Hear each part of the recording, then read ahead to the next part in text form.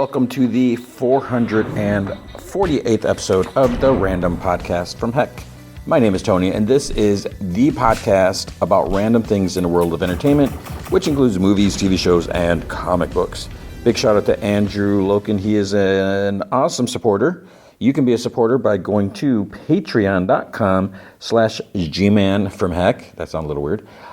If you commit at the Rick Jones tier or higher, you get access to the secret podcast from Heck, which is an additional 20 to 30 minutes of extra podcast entertainment every single week, guaranteed. I've been doing, I often do comic book lookbacks, classic books. I've been on doing this DC Silver Age thing because I've done a bunch of Marvel, recently. But the Silver Age, they have these weird, wacky covers. They're just absurd, they're silly, they're weird. How could this be? And then there's always some explanation that shows how that cover, that it actually did happen, sort of. And sometimes they do off-of-mind topics about other, just, random topics in general about anything. But if you can't commit to monthly commitment, but you still want to help out, you can go to coffee.com/gman from Heck, and you can buy me a virtual cup of coffee, or 4, or less, or 2, or 1. That's ko-fi.com/gman from Heck. And again, also, I mention this every once in a while, you could go to patreon.com/gman from Heck, go to the shop tab, and you can, instead of buying a coffee, you can buy one of the off of mind topics or podcasts, an extra podcast for like $3. More if you use the iOS app. If you go online, I think it's just $3 an episode. So anything you can do to help would be awesome. What are we doing this week? What are we talking about? This week's movie, so this is where it's going to be a little tricky. We're going to talk about Ready or Not 2, Here I Come. I think that is the 2 in the title. I sometimes see it as Ready or Not, Here I Come, Ready or Not 2, Ready or Not 2, Here I Come. It's one of those. So I don't. We'll see which one I put in the title of this episode. But it's a sequel to Ready or Not with Samara Weaving. I love that first movie. I think Samara Weaving is such a cool actress. I enjoy all this stuff. I think the first time I saw her was in an episode of Ash versus Army of Darkness. And I was like, who is this actress? And I remember Dana De Lorenzo, like on social media, it's like she knew who she was. So I was like, okay, so it must be another fellow actress that she knows. But I was like, who is she? And then she was on there, and she didn't last very long because that's the nature of the show. But she just seems really cool, and the movies are just, they're so absurd, and that's what I like. So much blood splatter, and now we got the sequel, and we got Kathryn Newton added to the cast, which is like, wait, where'd this come from? It all is explained, and you got more Elijah Wood in there. There's like so much happening here. Sarah Michelle Gellar. It was so much fun. So you'll hear about that later. But this week, so Ready or Not 2 came out the same time as Project Hail Mary, which obviously, I think we all love that movie as well. I had to make a choice. I was like, okay, I think more people are probably going to want to hear about Ready or are going to want to hear about Project Hail Mary. So I went with that one first because of my limited time and just working and everything, I can only really do one movie a week. But since Project Hail Mary and Ready or Not 2 came out the same week, I was like, well, I usually go to movies on Thursday night. I was like, I could probably make it during the week at some point and see Ready or Not. And then this past week, we had They Will Kill You with Zazie Beetz. So They Will Kill You. I am deeply curious about this movie. It looks like it could be good, it could be fun. The big issue that I have with it, and it could be silly, is it looks like it is a complete ripoff of Ready or Not. And I know I mentioned this probably last week or whenever, but it is just a bunch of white people, which I don't know if that makes any difference. Bunch of people trying to kill a woman, and in this case, it's a black woman, and Ready or Not is a white woman. But it's basically they're trying to kill the tough, kick-ass kicking woman for like some sort of demonic sacrifice. It's like it's almost the same thing. And then I rewatched the first Ready or Not because it's been a little while since I've seen it, not that long, but I enjoyed the movie, so I was like, well, I'll watch it like while I'm doing something else, whatever. But then even I forgot about this part. There's a part where Samara Weaving has to punch a little kid who like shoots her in the hand, and then she's like she punches him, knocks him out. In the trailer for They Will Kill You, this kid stabs her in the back, and then she gets mad, and then she punches him. And so I don't know. I could be wrong. Maybe there's enough of a difference. Obviously it's a hotel versus a mansion or whatever, and Zazie Beetz went to prison, and that's where she learned to fight. I don't know. So here's the deal. I am curious to see it. I don't know. I'm doing this little personal boycott because I feel like it's just a ripoff of two movies that I really like. So it's a silly boycott. It's not one movie ticket is not gonna make a big deal. But I'm not gonna necessarily promote it, even though I'm talking about it now. You make your choice, but I don't know if I'm gonna see it. Instead, there's a possibility I might see it and talk about it. Because with me having this much of an issue, I feel like I should talk about it. Because am I unfairly saying it's just a ripoff of Ready or Not when maybe there's more to it than that? And I know you can say so many things are a copy of others. There's only like 3 main ideas or whatever it is. We're limited in ideas. People just take something and they run with it. And I'm sure there's other stuff that I love. Don't call me a hypocrite or anything. I'm sure there's something else that I really love that is a copy or some sort of version of something else. That's just how it is. But I think also because it's so fresh, and plus the fact that they release They Will Kill You 1 week after Ready or Not 2. I mean, did they not know that they're making a sequel? It's one thing if, Ready or Not came out, when it came out. When did Ready or Not come out? Let's see, Ready or Not 1. 2019. Okay, so that was a few years ago. And dang, man, they I'll talk about this later. Maybe they didn't realize that how do you not know there's a sequel? So maybe they're like, okay, that was 2019. We could do our version of it, whatever. But no, it's like it literally coming out the week after the other one. Is it an homage? Is it what? I don't know. And so that's why I feel like I should see it. So here is the deal. Here's how it's going to be. Next week's episode, the movie feature will be Super Mario Galaxy. Even though I have issues with certain casting of the Mario movies, I'm going to see it because I love Mario and I love the world and the characters. I really like it. I don't know if I'd say love, but yeah, I guess I was going to say I love because they're just so classic and everything. The following week, and I may have mentioned this, the following week, Exit 8 is supposed to come out. So that is, I believe it's a Japanese movie. I think it came out in November because I talked about it in November. Neon is distributing it here in the United States, and it's supposed to come out, was it April 10th or something, or whatever that date is. I do not know if it's going to be, I am not going to drive into the city to see that movie, I'm sorry.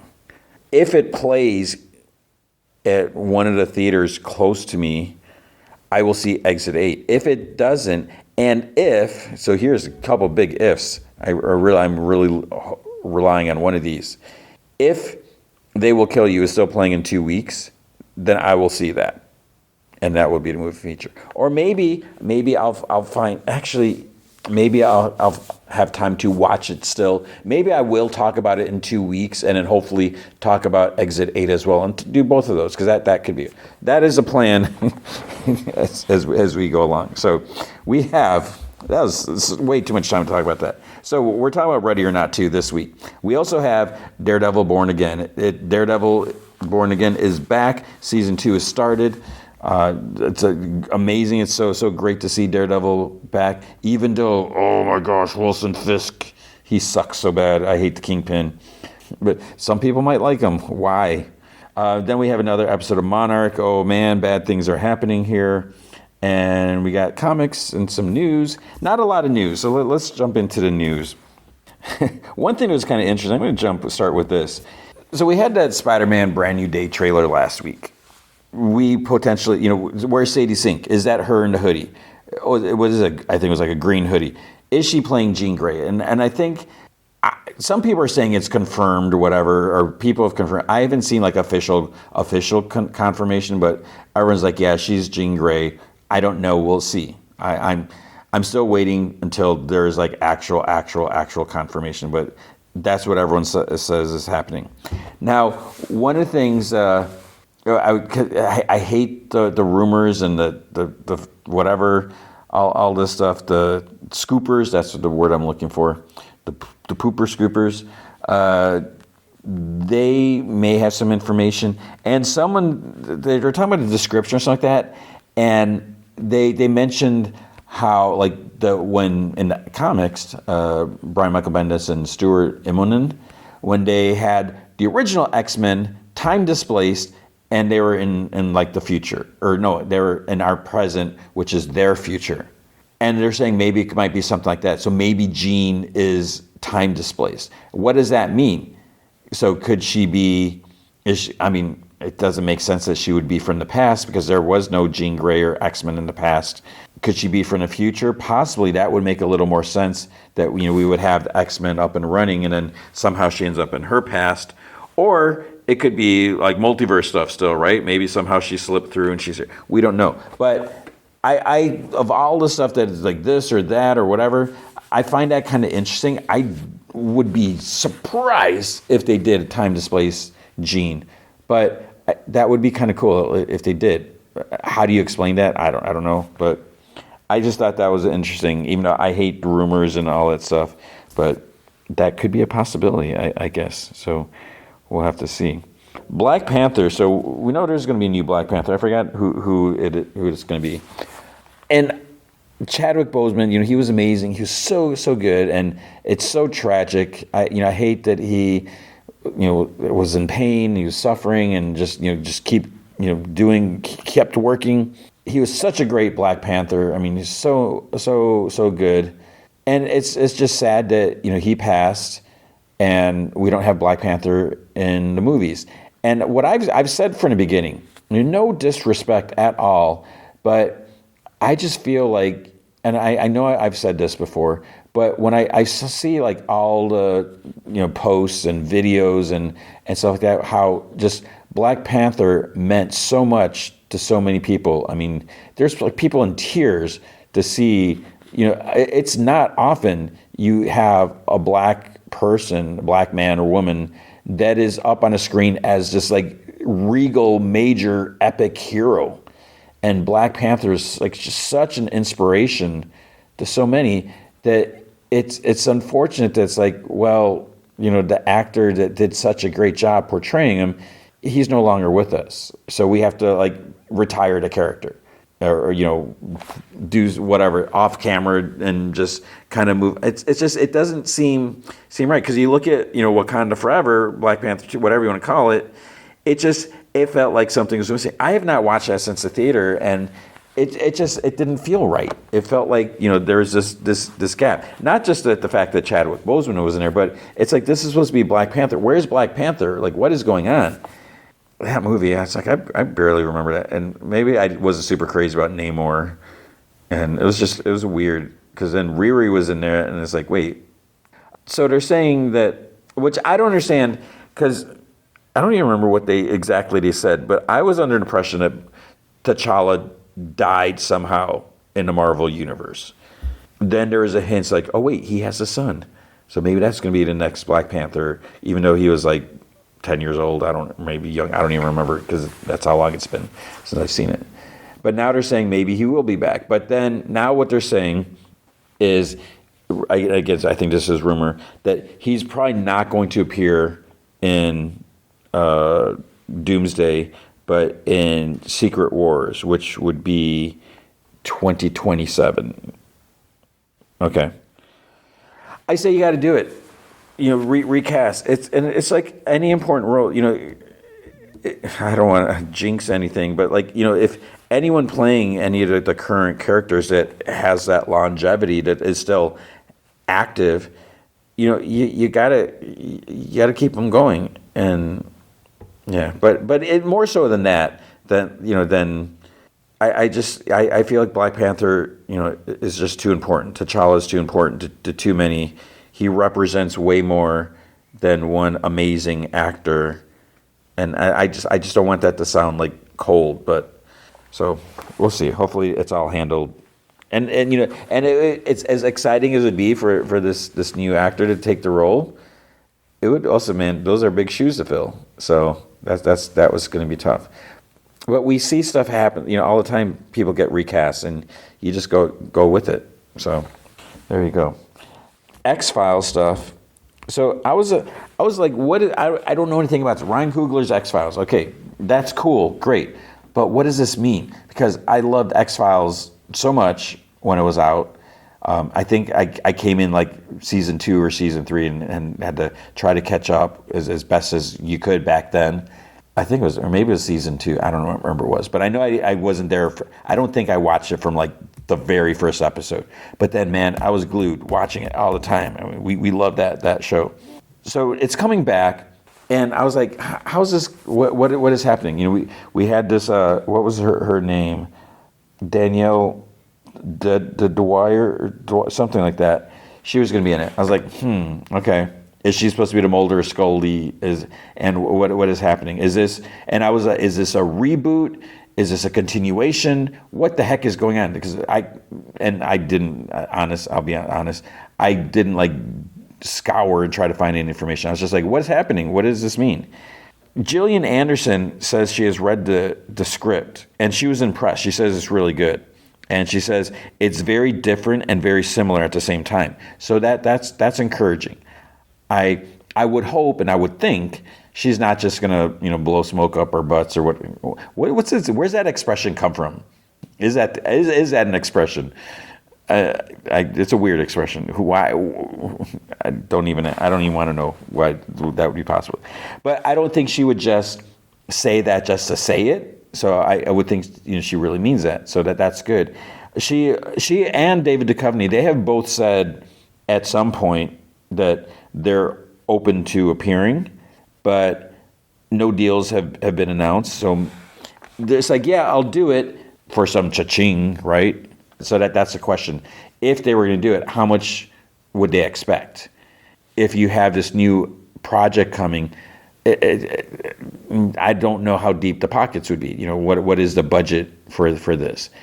I think bringing both of them, at least both, hopefully both of them, or at least one of them, that would be big for the show. So even though we're moving forward, fans are going to be like, "Where's Mulder? Where's Scully?" They're going to be pissed off if they're not there. If they're like, "Oh, they're in Alaska," they retired or whatever. I don't think people are going to like that. So you got to have something at the very least in the first episode. Which I hate when they do this. It's super cheesy, but at least it's a passing the baton or whatever. There's some acknowledgement.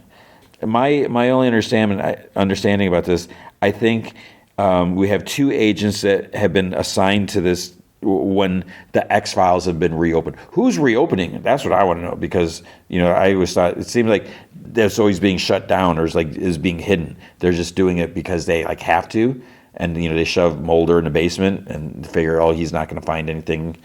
So I don't know, but apparently also Himesh Patel. See, he's good. I know who he is, and I guess. But I always wonder. So we got a guy and a gal.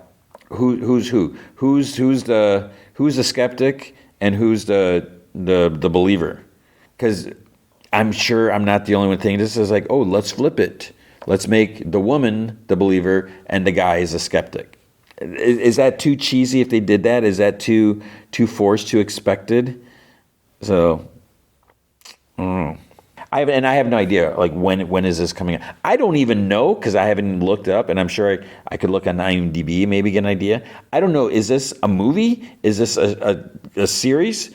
See, now I feel like we do need to know that. Because, I mean, if it's going to be a movie, then, how much David Duchovny and Gillian Anderson could there be? So this is me now stalling as I'm trying to search. Okay, X-Files. Actually, I don't even know if there's going to be anything listed on here. The X-Files. Oh, wait. Reopened. That was 2015. Yes, yeah. I don't even think there's anything in IMDb. X-Files. So here's just some facts. X-Files ran from 1993 to 2018. And then there was a movie. I remember that there's a 1998 movie that came out. And then there's X-Files, I want to believe, 2008. And X-Files reopened 2015. So I wonder if like some of these are like, yeah, so maybe, I don't know. I'm not going to look it up. But is it a movie or a show? I hope it's a show because, movie. I know a lot of times movies have bigger budgets, but I want more than just, 2 hours or something like that and then have to wait 5 years or 3 years for something more. I don't know. Alan Rickman. I'm not really sure what's happening here. I saw a tiny bit of stuff about him getting into a scuffle with a neighbor and getting in a fight with them. He's like, he beat the crap out of his older neighbor. Because I saw it, I don't even know who would post it, but I saw it on Facebook where someone that I don't follow or whatever, there was this guy talking about his experience. And you see he's a little bruised up, whatever. And his story, which apparently maybe is not entirely accurate, where Alan Rickman, I think he's his neighbor. Alan Rickman basically is like riding back and forth on his motorcycle, which would be annoying. Yeah, I know what that. I've had neighbors that do that. It's just, and motorcycles are cool. I got nothing against them. But there's one thing if you're going to ride your motorcycle. There's another thing if you're going back and forth down the street. I've literally had neighbors do that. Segue. Hopefully my long lost neighbor is not listening to this, which I doubt. I don't even know where they're at. When I was a kid, and this was like so long ago, so many houses ago, whatever. One neighbor that we had, I don't know what was going on in that house. I mean, it's not as bad as it sounds. But I think there's a couple younger kids, they're older than I were. The family had two kids. They ended up moving, and other people moved in. But so there's two guys there, and they're a little wild or whatever. Maybe that's just my vision as a little kid, thinking that, whatever. But one of the dudes would just ride like a dirt bike or whatever, just back and forth on the streets. And this was back in a day where you couldn't really do that. I do not understand how e-bikes are allowed on the street without like a license. I always thought that, there's a certain, I think it had to do with like a certain engine octane or whatever. I don't even know if that's the right phrasing. Like if it goes a certain speed, whatever. But I always thought if you had like a dirt bike or a mini bike, are mini bikes even a thing anymore? That you had to have a license if you wanted to ride it on the street. If you're gonna ride it on the dirt, on the trails, you don't need one. This guy, maybe he had a license on it. I don't even remember if it was a dirt bike or for whatever it was. But he would just go back and forth. My front yard at this house had bushes all around the front. So like the entire front yard was enclosed by bushes, which is kind of annoying because if you wanted to go down the street, you had to go all the way around. Whatever, boo-hoo, not a big deal. But one time I had this little cap gun. So I had, those guns with the circular, like the little red things. They're red plastic. Did they even make these anymore? The red plastic, and they have the little white, I guess that's where the gunpowder, not gunpowder, but whatever the cap thing is. You pull the trigger, bam, bam, pop, whatever, pop, pop. And I wasn't even really thinking whatever, but I was in the front yard and I was by the bushes, so I guess you couldn't really see me. And I didn't plan this. I didn't even think anything would happen. But as he drove by, I shot, and I 100% swear I was not pointing a toy cap gun at anyone. I think I just shot it straight up in the air, and I don't know if I was trying to make him think if it was coincidence that I just happened to shoot it, or if I was shooting it for him to hear it. But what ended up happening after that, so he heard the shot, surprisingly. Oh, I don't know why I'm telling this story. He surprisingly heard it over this loud whatever. Because then, you see, I don't think I had this planned, because I didn't really see the next part after that. But then a little bit later, he's in his front yard, or like on his front stoop, because they didn't have bushes there. And the bike is like upside down, and he's like looking at the tire. And I don't know if he took the tire off, and because back then you take the inner. I don't think he took the inner tube out. Or took the tire off and was doing the water trick where you see like the bubbles come up. That's where there's a hole. But maybe he was just looking to see if the tire treads were fine. But he was looking. He thought he heard this pop, this bang, and he thought he blew his tire. So he's just. And I was like, whoops. And I'm not going to tell him like, oh, that was me. No way. But why am I talking about this? I don't even know why I'm talking. Oh, so Alan Richmond on his motorcycle, so annoying. And so apparently this neighbor was like, I don't know if he complained. I don't know if they had an HOA even or whatever. But he like was complaining, and then I guess he went up to him, and I don't know if he like shoved him or if Alan Richmond was driving up to him or something like that. But somehow it happened. There was like some pushing and shoving. And it's like, why would you push this guy? Why would you push someone the size of Alan? Because Alan Richmond's like 6 foot something. He's like 6 foot something wide too, or not exactly. But he's a big dude. Then the guy's like, and then I got my ass kicked, whatever. But apparently, and he's like, and you can ask neighbors and look at the ring footage or whatever that could see it. But apparently, the footage didn't go in this guy's favor. So I don't know what the deal is with that. And then some people comment, it's like, oh, look in the background of this guy's video where he's telling a story. There's a red hat in the background. There's a MAGA hat back there. So, but even despite that, that doesn't necessarily mean that Alan Richmond wasn't necessarily being loud and obnoxious on a motorcycle. I don't know. But, people were calling this guy a Karen because he was complaining about the noise. I totally get it, but I don't know what the whole deal was. So you got that. I don't know the whole deal with it, but if Alan Richmond was being loud and obnoxious on a motorcycle, I don't really like that. And then he made his comment. He made some comment about with the Nightcrawler, whatever. Is it not Nightcrawler, War Machine. I mean, all these movies that have like Marvel characters that have nothing to do with Marvel, and I feel like, that's a coincidence. Like, do studios or do Marvel and whoever not have copyrights on all these? I guess you have to register, whatever. Like, if someone can have a movie called Gambit, if there's no, I guess not, that you can do that now. Maybe that's registered, but whatever. You get what I'm saying. I guess there was some hate over War Machine. It supposedly did really well on Prime, but maybe there was nothing else on Prime that that's why it was number one. I don't know what the numbers are. I haven't even heard of this movie. My buddy saw it. I think he saw it.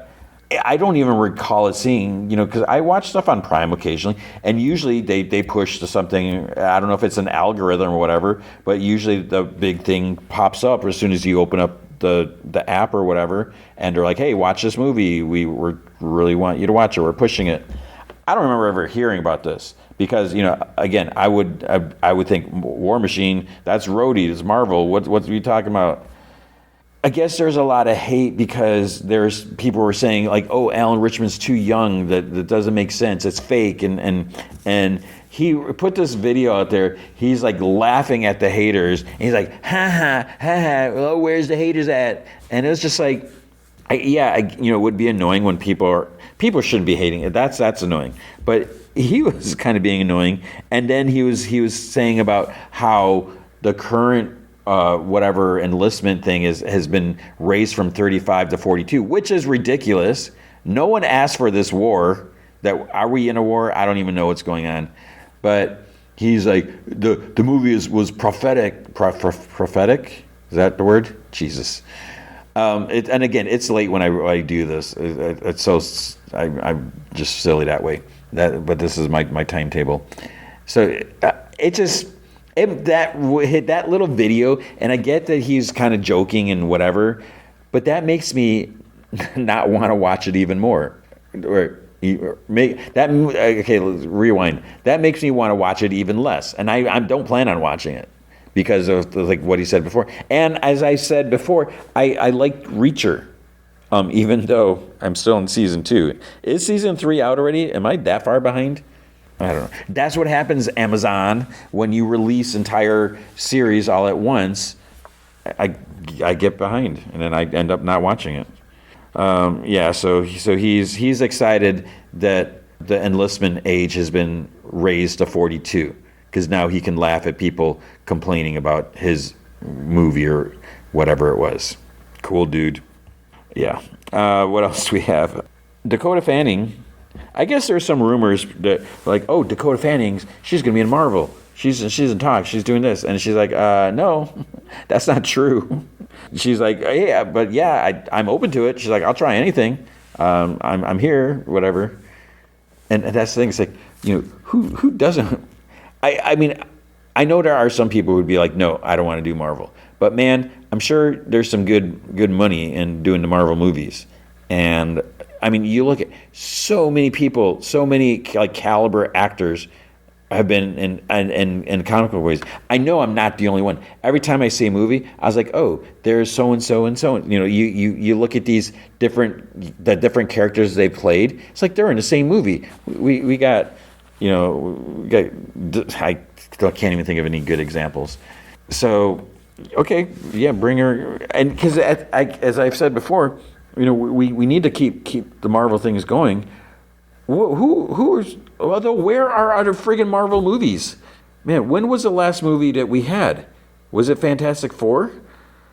Man, it just makes me sad. I need my Marvel movies. Where are we at? We're in March, end of March. We haven't had a Marvel movie yet, right? I don't think I'm forgetting anything. Man, I miss the days when we had like at least three Marvel movies a year.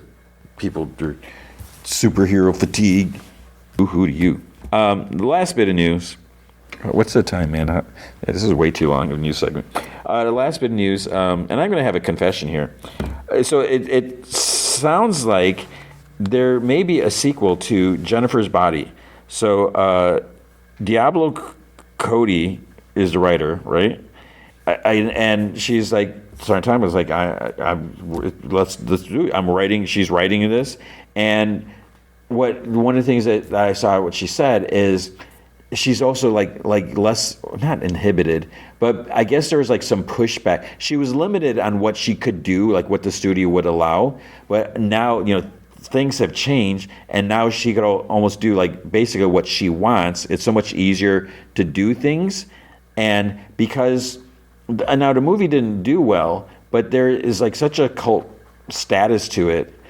I believe Megan Fox and Amanda Seyfried have both like expressed interest and like, yeah, let's do this. So I think if you can get them back, and I think it would do a decent amount. I mean, you could probably make it, if we're being realistic, talking money, you could probably make it on a smallish budget. It's not going to be, like a $200 million budget. So if it's a small enough budget where you could still do cool things, it could be profitable. And that's, I guess, not that that's important things, but that's what you want. Now here's a confession. I've never seen Jennifer's Body. I don't really know why I didn't see it. I don't remember like when it came out. Let's find this out. Jennifer's Body, 2009. It came out. So 2009. Yeah, the comic. So I was doing the comic stuff, and when I was in Comic Vine, I mean, mainly I only pretty much saw like genre movies. There was no comic book for Jennifer's Body, and I guess I felt like if I went to see it, why did people go see Jennifer's Body? Because of Megan Fox, and I'm like, I don't know if I want to like just go see a movie just because of an actress, whatever is in there.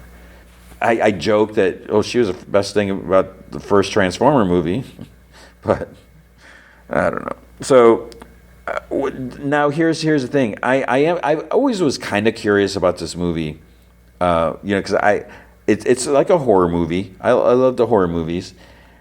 I looked it up. It's like there's no 4K version of it because I was like, if there's a 4K, maybe I'll buy it if it's not like really expensive. But apparently there's no 4K. I don't know, but I am curious now to see it. I know one thing that happens, but they would have to do some tricky work to make the sequel happen. But obviously you can do things. And we're going to do more things, but that is going to be the news. Let's move on to comic books. Comics for this week. Now, here's a point where I feel like I'm probably forgetting something. Because I thought, I was like, is Speed Racer? I think Speed Racer might be out like this week, so next week's episode. There was a Department of Truth 36. I fell behind a couple of. I need to get caught up. I hate Fairyland 49. I'm sure I can just jump in, and read that. I'm being stupid not reading that because I was like, oh, I need to read the last 5-ish. I don't even know. It's probably been more than that. But there is Hyde Street 11. Hyde Street is such a good comic. This is such a freaky. So Jeff Johns, Ivan Reis, Danny Mickey, Brad Anderson, Rob Lay on this issue. So this issue is The Butcher of Hyde Street. But it's not new. You can't just jump into this issue. You need to go back and read issues 1 through 10 because it's such a good comic. This does, even though we're seeing who is this butcher. So this is someone new that's on Hyde Street. And on Hyde Street, I'm probably gonna describe this wrong. It's basically all these people. They're kind of like trapped there, but they have to like gather souls for whoever's like in charge, and you have to kind of like sucker people. You have to really almost not necessarily torture them, but you have to do some bad things to get them, to trick them to meeting their end, and then once you hit a certain number, then you are free. You can go back to the world. This issue continues the story of, and I'm forgetting the kid's name. It wasn't Pranky, the little Boy Scout kid. I don't know why I'm drawing a blank on his name, but some stuff has happened to him in the recent issues. So we get more in that, and we see a little more of like his story from before he made the Hyde Street. And then there's a Mr. X-Ray dude. The current happenings of those two are kind of connected, but then so we're seeing this new person, and we need to find out more. Who is this butcher? And it kind of ties into some other. So it's just good, and I know that does not sell it how horribly I describe it, but it's so good. So you should definitely check that out. And like I said, I think that was. I don't know if there was anything else from the other publishers. At Marvel had a few books out. I did not read everything because I don't. So here's the thing, I know I've talked about this before, and I don't really want to harp on about this, but it's so weird when I read comics these days. I've been reading comics for so long, right? Because I'm old, but a lot of comics that I read, it's a struggle to read them. And I know I've said part of it is it's like a race to try to read everything in my semi-busy, week, to try to read everything so I can talk about it on the podcast. And sometimes it's kind of frustrating. It's annoying because it's taking the fun away from it. I'm not it's like I have to read this. Ugh, I got so many books to read. And so there's times which is like silly where it's like, oh, DC only has 5 books out that I'm going to read. Awesome, that's only 5. But that's like a downer because other people are like, man, where's all the books? I want to read more, and so that's a weird like thing there. But sometimes I'll be reading some books, and I'm just like, man, I am not enjoying this, and it just makes me question just everything. It's like, is it me, or is it the books, the industry? Like, what am I? Because people do grow out of things, but I've been reading comics nonstop since I was a kid, and I've always been excited. The only time I stopped is I took a brief pause because I had no money, but then I ended up like buying all the back issues to get caught up. So it's just weird that there are just some books I'm like, man, I don't really like this. I can't finish reading this, and I'll try like just flipping through the rest of the book, and I'm just like, ugh, I just do not care. And it's weird because it's in some cases it's characters I've been reading about, for decades or whatever. So yeah, it's weird. But then there'll be another book like, wow, this is really cool. Or not really cool, but this is fun. So I don't think it's that I'm growing out of it, but I feel like, I don't know, it's just so weird that there's just some books that I just do not care about. I just can't get into. So you'll hear a little bit about some of those, because I am not going to shy away. I'm not going to pretend. And as always, if I'm kind of polite or lightly poo-pooing on something that you are really enjoying, it's nothing personal. I am by no means saying this is the absolute 100% accurate viewpoint. This is just my thoughts and my confused thoughts, like why I'm not enjoying certain things. Amazing Spider-Man. I'm pretty much enjoying this. Obviously, if you've been listening to my whatever rants or this, I'm not the biggest symbiote fan, and we have a lot of symbiotes here. I stopped reading Venom for a while. Even though a lot of people were digging the Venom book when Donny Cates was writing it. I'm not knocking that at all. Donny Cates is a cool guy, and he's a really good writer. I just stopped caring about it. So now it's like, oh wait, let's put Mary Jane in Venom. I'm like, dang it. So of course I got to read it because I love Mary Jane. And then friggin' Charles Soule, who I have so much respect for, he puts friggin' Eddie Brock in Carnage. It's like, come on, man. And not that I care about Eddie Brock, but to me it's just like, what the heck is going on? This is so weird. Of course I got to read about this, like what's happening. And the stories have been interesting. Now here we got this Torment. Who the heck is Torment? What's going on? And then the fact that Carnage was able to get like Spider-Man's secret from Eddie's mind. It's like, Eddie, like you knucklehead. And then they now they know Mary Jane is Venom, and it's just like such a mess. So Torment is like killing people in the Parker bloodline, the Brock bloodline, and the Mary Jane Watson bloodline, or whatever. So yeah, we got this big storyline going on, and it's fine. It's interesting, but it's just like, ugh. Yeah, some bad things are happening, and I don't like that, but you need that. We had Deadly Hands of Kunlun, number 2. This is another one that I loved, like the mortal. What was it? The Iron Fist, the Mortal something, the one that Matt Fraction and it wasn't Eric. It was David. It was, I don't know, whatever. I want Danny Rand. It's like, and the fact that, and I think he is in here, but he's dead. He's like a ghost. I don't even know. And then Dungeons of Doom, number 3. Here's the weird thing is I'm like, what is going on? So the Captain America book that the last issue came out last week. Captain America's Latveria. Nick Fury wanted him to go there. Trying to, we got to get all Doom's, whatever weapons. He might have weapons of mass destruction. People, all these factions trying to get control of nation and blah blah blah, this stuff like that. Interesting, fascinating, cool. Dungeons of Doom. I'm just like, it's a struggle to get through this. What we're saying, there's like all this insane, deadly stuff locked away in Doom's dungeon. Like all we're seeing is like these people like trying to steal all this stuff, and they're getting killed or whatever. And it's just like, it's like, Doom, why do you have all this stuff? It almost seems like, well, maybe Doom was doing the right thing, keeping the stuff locked away because it was just too dangerous. Or is it that he just didn't figure out a way how he could weaponize it for himself? I don't know. But yeah, so it's just some of the stuff happening. I'm just like, whatever, I don't care. But I feel like I have to be reading it because I'm sort of invested, whatever, because I want to know what's going to happen with Doom. But there you go. Fantastic Four, number 9.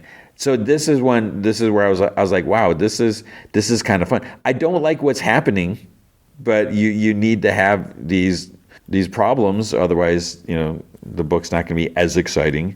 So we basically we got Invincible Woman part 4, there is a Sue Richards from another Earth. She became like she like fully reached into her potential, I guess. She's super powerful. She ends up like killing people on accident. And then she ended up like lobotomizing herself so she wouldn't feel the guilt and remorse about it. So now she's just like, well, I'm just going to kill everyone. And she made her way to 616 somehow. The Fantastic Four kind of had their hands full. It's like, can they stop her? And she's doing some stuff, and Sue's like, I don't know how to do that because she hasn't reached that. So this is what I love, because bless John Byrne, is one of the things that he said, and I don't know if other people said it before him or whatever, but he made it clear that Sue was the strongest member of the Fantastic Four. She was the most powerful person there.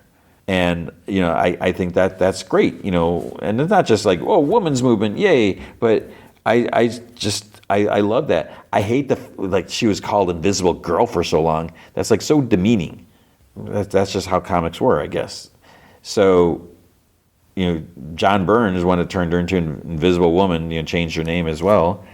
And so now here we are, this deadly invincible woman, and it's like, how the heck are you going to stop her, and what's going to happen? So I'm just enjoying this storyline. It's kind of interesting.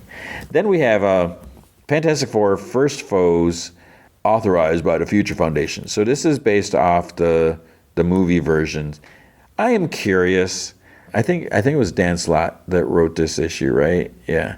I didn't read it, mainly because 2 reasons.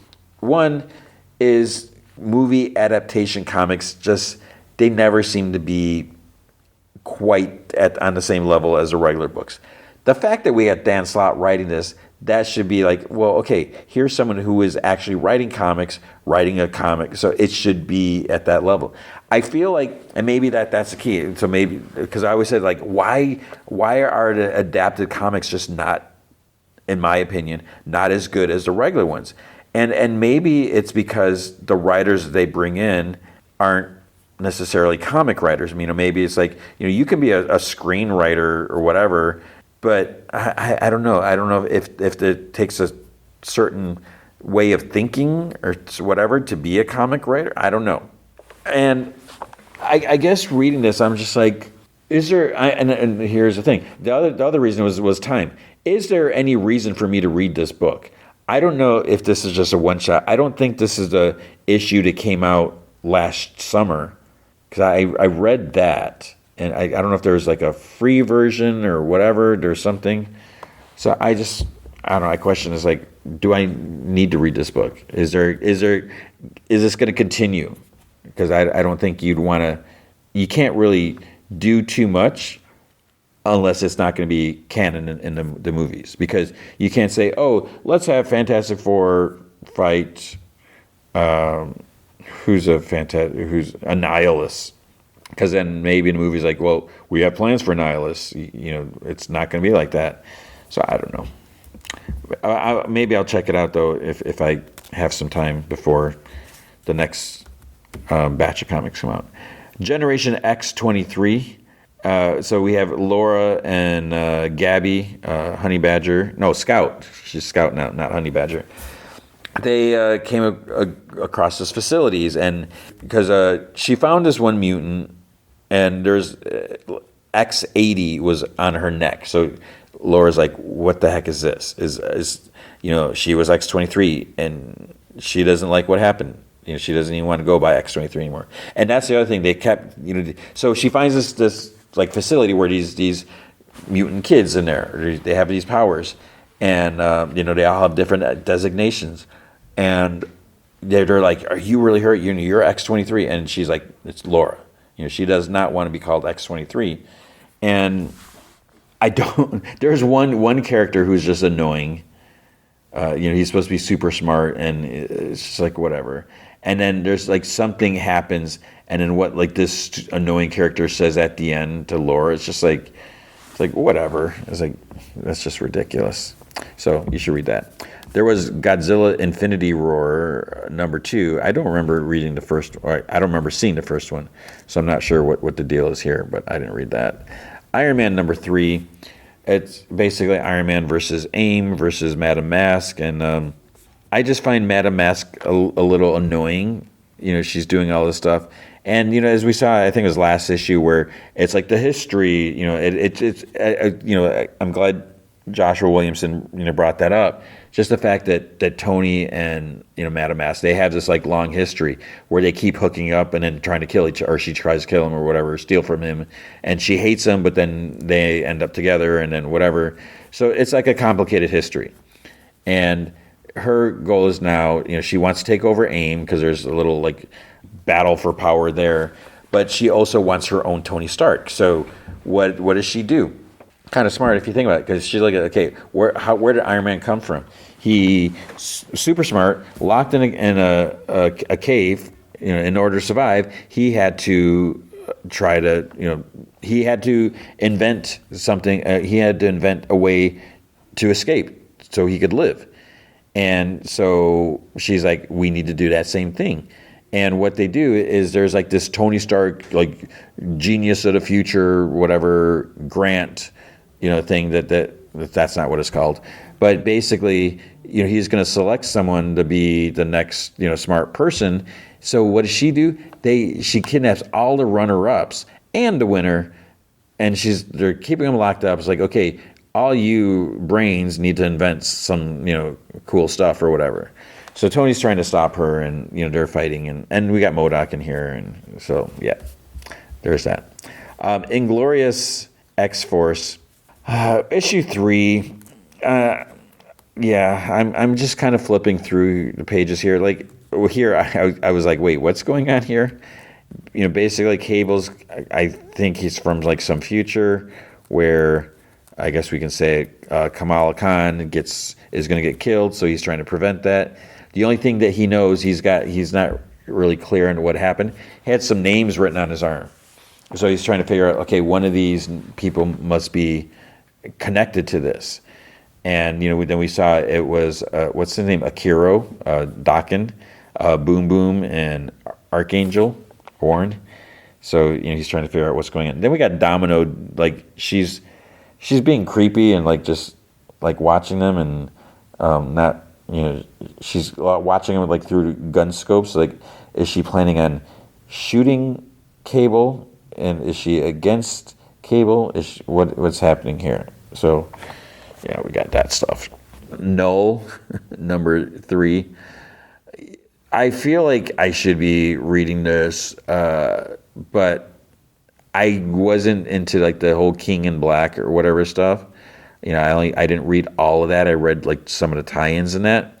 So Null he escaped. He is out, and he's fighting against Thanos, and it's just, I don't care for Null. I just do not care about this character. So it is really hard to get into this book. But I feel like this could be something potentially big. I don't even know. Then there is Punisher. So this is the Marvel Knights Punisher. This is a Jimmy Palmiotti, Dan Panosian. So it's weird. I'm not reading this. This is issue 4, because I read the first one, and it was fine. But Jimmy is also doing the Punisher Daredevil comic, which I am enjoying. So 2 different eras, 2 different things. But yes, I'm not sure what's going on with this one. New Avengers number 10. So this is the final issue. So it wraps things up. Some interesting things. There's one character, someone shows up, and it's like, wait, who is that? It's someone, I'll say, someone in a familiar costume, but it's not necessarily that person. It's someone else that knows someone on the team, from the confrontation. So we got this kind of mystery. It's like, wait, who is that? So now the question is, when are we going to find out? Because we don't get the answers here, since this is the last issue. But it was fine. The bummer for me is that this was like a 10-issue story arc. I did not care for all these clones, like Illuminati. It's a great idea, it's like a huge threat, but it just went on for too long for me, and just some like the clone version of Tony Stark. It was just like too absurd, and like Doctor Strange, and So it kept taking me out of the book when I would see these other versions. I'm just like, whatever. So, but that's my problem. Then there is Predator Bloodshed, issue 2. I wonder what the deal is with this, because I didn't read the when the first issue came out, so I don't know if this is just. I mean, it's not like a Predator versus Marvel. It's just a Predator story, but I don't know what like the angle is.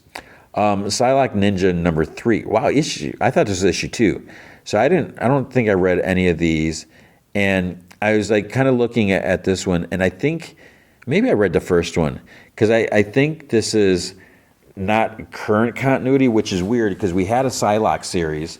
I guess that ended, and now this is, I think, after Betsy went through the Siege Perilous. I'm trying to remember if that's what I read, and now she's in Quanon's body as a ninja, which would make sense. So it's like maybe it's her early days when she switched and she was with the X-Men. I don't know. Punisher number 2. So we got like 3 different Punisher books, which is weird. This is like, I guess, the main Punisher book. Basically, Frank had a chip put in his head. Kingpin was using him as like a robot assassin, and he's trying to get it out. But now he's basically, he's got the chip out, but he's still having these like convulsions or whatever. So he's trying to get to the bottom of things. But then we also have Jigsaw is back, and I never really cared for Jigsaw. So Jigsaw wants to like take over like the criminal underworld, whatever. So good luck, buddy. So I don't know, because Tombstone's in jail, thanks to Punisher. So where's Kingpin? He doesn't care. He doesn't have a say. Rogue number 3. Not reading that. Side Dimension Rivals. I do not know what this is. I feel like this is that Marvel Battle whatever. Maybe it's not. Yeah, it's Peach Momoko. So you got gorgeous cover. Interesting art inside. Then there's Ultimate Endgame. So here's this. This was a struggle to read. I'm semi-invested in the Ultimate stuff, but here they're like in the engine world or whatever, and something happens to one of the characters. I was like, wait, because at first actually I totally missed what happened, because I started reading. I was like, I can't read this. I can't get into it. And I'm reading. Then there's this one page. It's like all text. I was like, wait, what's this? I was like, oh, this is a letter. Someone wrote a letter. And if you're reading this, I'm dead. I'm like, wait, what? Back up. And then I see pages. I was like, oh, does this mean that person's dead? I don't know. The other thing is, if the Ultimate Universe ending, I feel like, they're telling us it is, but I feel like they're not going to do that, because that would be silly. It's like just throwing money in the garbage. Maybe it's not selling. I don't know, but yeah. So it's hard for me. It's like, why should I be reading these books if you're about to end this universe, or you're not going to continue it? Uncanny X-Men 25. I'm not reading this because this is the Wolverine, Rogue, Gambit, and all those kids team, Nightcrawler, and I don't care about this. But this is part 3. Oh yeah. Oh, maybe this is one, because was it last issue that Wolverine turned into a werewolf somehow? It's like, what? Healing factor? What's going on? I'm sure. He looks fine on the cover, so maybe he kicked the habit. I don't know. Wiccan Witches Road number 4. Behind in that. And then there's Wolverine, Weapons of Armageddon. Armageddon assembles in 3 months. So, wait, issue 2? Because this is by Chip Zdarsky. Did I read issue 1? Or doesn't it sound familiar? Maybe, I don't know if I did or not. I need to go back and read that. So that is Marvel. At DC, we have Absolute Wonder Woman. And I never know what issue these are, because I look at the thumbnails and it's not super clear.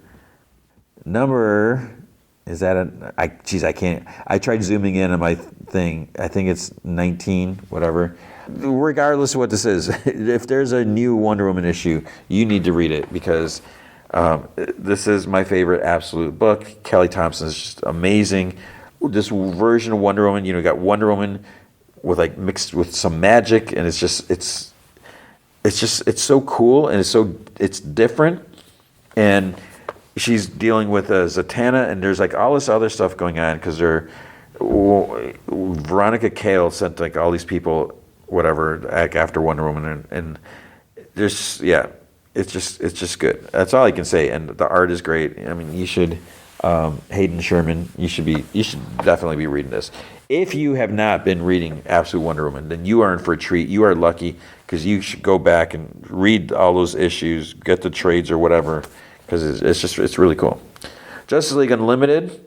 This is like the aftermath of the Dark Side, whatever, DCKO stuff, and things are getting fixed. Like the world, the places that were fighting are getting repaired, and then there's questions like, well, what about all the villains that were locked up? They were kept in the Phantom Zone, and I might have missed it. I feel like they said that like some villains were locked away so they couldn't be used in the fight because random people were being pulled out or whatever. And maybe that's not the case. I don't know, but there's still no sign of Superman. And the main thing that's kind of happening here, like one of the things that they're kind of talking about, it's like, okay, should we allow some redemption for some of these villains? Some villains like tried standing up against the dark side angle of it or whatever. And, I guess Clark had always said, keeping using the Phantom Zone, that was meant to be a place where they can try to redeem themselves or something. Now they're looking at potentially making some villains Justice League members in order to allow themselves to redeem. It's like, wait, what? And like one in particular, I'm like, are you serious? It's like, if you learn nothing, this is like the stupidest idea to give a membership badge to this person because they suck. So I don't know. Superman 36. So because Superman is gone after fighting Darkseid, he'll be back, right? What's the deal with him? I'm not even sure, and I read that issue, so no one knows. But they're being optimistic. But we have Superboy Prime. He's like, well, maybe I'll step up because Metropolis needs a Superman type of thing, and he has helped out. So he's trying to say that he is no longer this Superboy Prime that he was before. He wants to do the right thing, but he's still a bit of a loose cannon. So it's kind of interesting. And then there's the fact that in his world, he read comic books, so he knows it like everything about everyone. So he's got this huge advantage. He's basically like Gwenpool, who I love. So yeah, what's he gonna do? And can he maintain like an honest, good level? We'll have to see. We had Absolute Martian Manhunter. I want to read this. I need to check that out at some point or get caught up because I only read the first couple. Detective Comics 1107. So this Tom Taylor and Pete Woods. This was interesting because after the Fear story arc, I mean that was kind of like really big and heavy. So here you see on the cover, Green Arrow's in Gotham. Green Arrow and Black Canary are going to be in Gotham because with the death of Wildcat, which I find it hard to accept when they kill off characters, but Alfred is still dead for some stupid reason. Dinah inherited Wildcat's gym, so I guess they're coming there. But yeah, and Ollie, he's going to be doing some vigilanteism in Gotham, which isn't going to go well, and because Batman's not going to like that. But so yeah, it's a interesting first issue of a new story arc. That sounded weird the way I said it. So yeah, we have that, and then that is all I read. So I like that Detective Comics, but there's Green Lantern 33. Maybe I should have checked it out, but I haven't really been enjoying the Green Lantern comics, sadly, so much. But I like the Green Lantern more than the Green Lantern Corps because I feel like there's just so much going on there. But I didn't check that out. There's a Flash 31. Oh, wait, did I know this? I don't know if I'm repeating myself because I'm looking at this. Ryan North wrote this, so maybe I need to check that out. Peril at a Brutal Dark. I don't even know what that is. and then Harley Quinn 60. So all those are available for you to read. I did not read all those, but that is it. That is the comics for the week. All right, Monarch Season 2, Episode 4, Trespass. So it's kind of crazy. I was just thinking about it. I mean, it feels like so much has happened in this season so far. There's 10 episodes in the season. That's great. And what's ridiculous is I think about that. It's like, wow, that's a long season. But man, seasons used to be, I know I've talked about this before, they used to be like 20 episodes, 24 episodes, and now 10 episodes is a lot. So it's kind of funny, kind of sad. So yeah, I'm enjoying this, and it's one of those shows where I feel like it's like borderline like stressful, because it's like there's so much bad stuff that could happen, and it's like the odds are so against everyone. Which is almost like both shows this week. You know, same thing with Daredevil, which we'll talk about that next. Let's just jump into it. It starts off, you might remember how the last episode ended, where it wasn't a great thing, because Billy found the letter that Kay, it's actually Keiko, right? Keiko, Kay, I think I've been calling her Kai. Kay, the letter to Kay wrote to Lee back then, where she's talking about the night that they hooked up, and she's like, that can't happen again. It would destroy Billy. It would hurt him. Neither one of us wants that to happen, so it can never happen again. It doesn't matter if she says it can never happen again. The fact is, if he reads it, he knows that it happened. You know, she knows that there's feelings there. And even though she's really, you know, she loves Billy and wants to be with him and doesn't want anything to jeopardize that, things still happened. So it's like, ugh. He's writing at his desk at home, and he's like packing some stuff. Then he goes on a boat. Then we see it's like 1963. He's like in the wood. He kind of like trips in the wood. Then he's in a room. He spills coffee on a photo that he has of him, Kay, and Hero. Then he tries like wiping it at. He's looking at a map, and then he's trying to find something. And it's like 1973. He's like packing, and we see like the photo of the three are in a notebook. And then we see a box that says Monarch Archives, contents property of W.M. William. Which is weird. Why is WM a abbreviation? Why does William have an abbreviation? Names don't normally have abbreviations. But William Randa, and this is deceased. So 1973, deceased. Then it jumps to 2015. Two people like clad in black, wearing gloves. They open the box in the Monarch storage room, and a journal is like taken with some other stuff. So it's like, wait, who's got this stuff? What's going on? Then we see a couple guys go surfing. They comment how it's nice because there's no one else there, because there's a monster alert, and there's like red flags planted like in the beach with like Godzilla's outline, whatever. So it's Ofu, I think it was Ofu Beach, American Samoa, and they head into the water. And then as they go in there, we see the sands is starting to shift. It's starting to move in this one spot. So they go pretty far out there, and a Monarch patrol boat sees them. Attention surfers, the beach is closed. Exit the water for your own safety. And one guy really wants to go back. He was kind of hesitant, but the other guy's like, yeah, you know, what are they going to do? So then the boat's like, right now, guys, this is a high alert Titan area. Then on the beach, one of the guys like what's that sound? The little Titan critters are crawling out of the sand, and they attack them. And then one guy, I don't know if he was wearing like camera glasses or whatever like that, because you see stuff from like his perspective. I can't talk. And like, you know, one critter like jumps in his face or whatever like that. And then the big Titan swims like under the boat.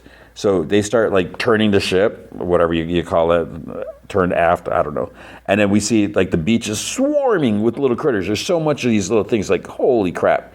And then the dude on the boat sees like giant tentacles like reach up. They wrap around the boat. We get like an overhead shot, and it like pulls it down.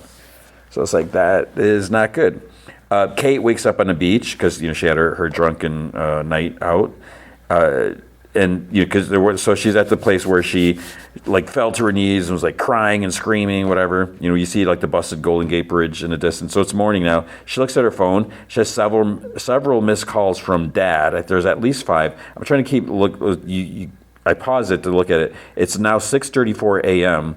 and there is a I think there's calls like with her mom, and so like everyone, she's got all these missed calls and stuff like that. And then she starts having like some sort of like mini convulsions or something. And this is where I'm not sure if I'm missing something. I don't know if it's obvious. I don't know if anything's been said, but I wonder is there some connection to the Titans or something like that? And does Kai have some connection too? Is there something in their bloodline which doesn't make sense? Like, oh, it just happened. I don't know.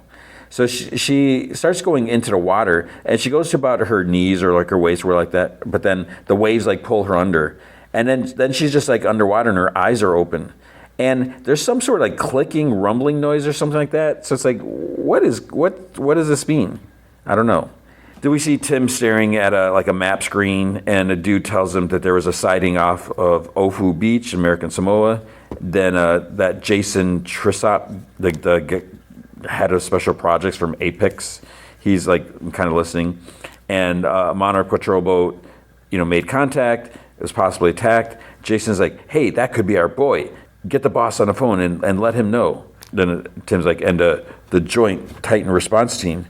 And then it's annoying because it's like stupid because he looked right at the dude talking to Tim, and Jason's like, hey, you're back. Didn't see you there.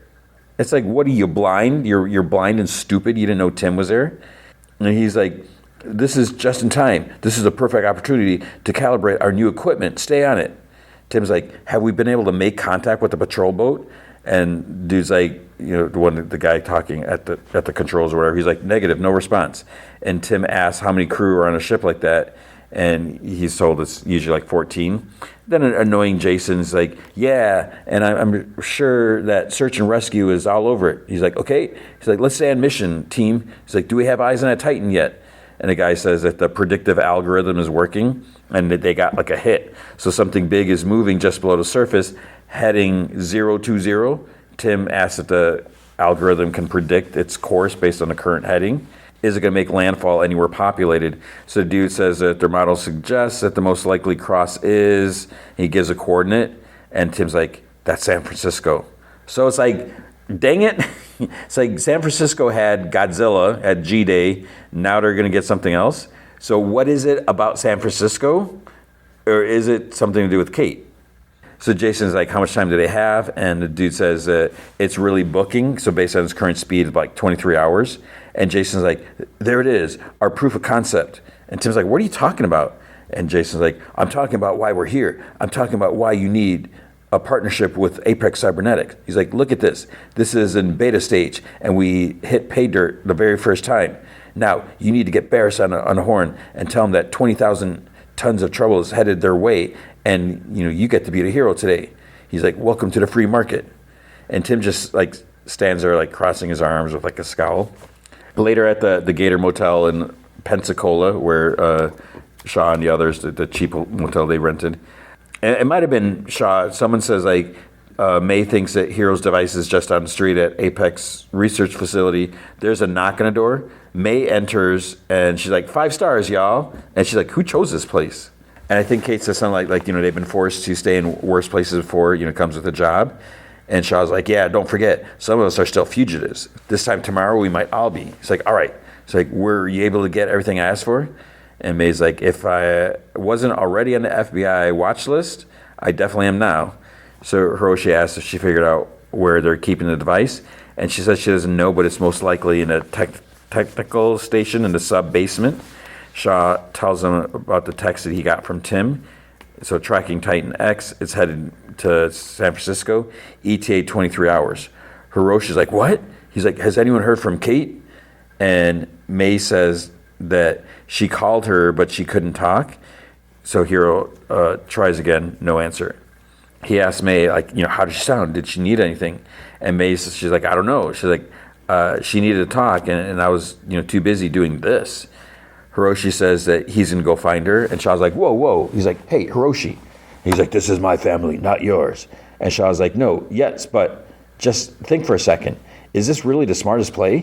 Fly all the way across the country to try to find Kate, and then what? Or stick with the plan and lure that Titan away before it hits the coast? He's like, we can't just abandon her. And Kentaro's like, we didn't abandon her. She left on her own. And Hiroshi's like, she's your sister. And Kentaro's like, isn't she an adult? Hiroshi's like, so you don't care what happens to her? He's like, I didn't say that. He's like, then that's what it sounds like. And Kintaro's like, now's not the damn time. And Kate's like, don't talk to your father like that. And Shaw's like, hey guys, this isn't really helping.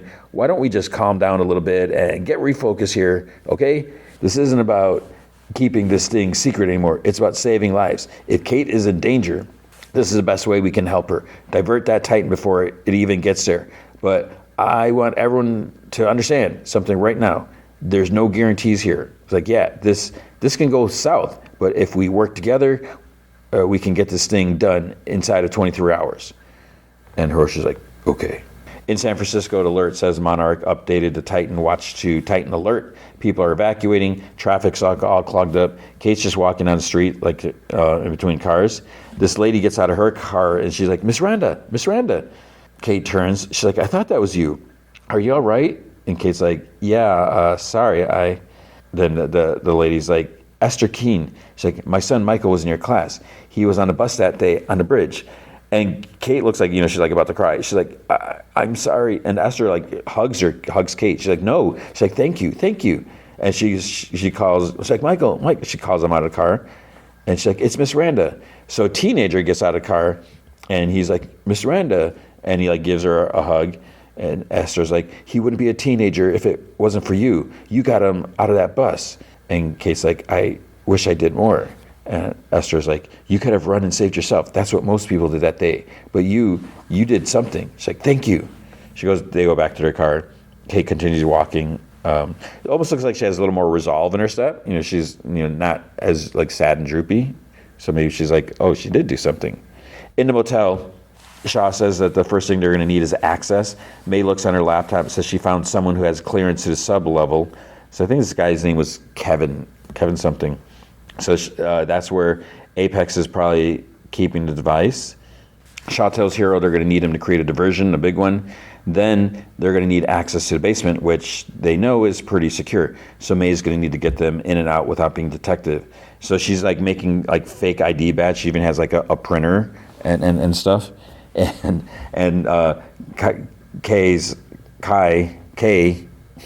Kay is like, she's almost like kind of stunned, like impressed and everything like that. So they're ready to go. They go into the CD bar. Shaw and Kentaro like walk in. May's already in there, and she kind of walks by and like kind of motions to where this Kevin guy is. Shaw goes up to this other guy and points his drink, picks up. He's like, "What is in here?"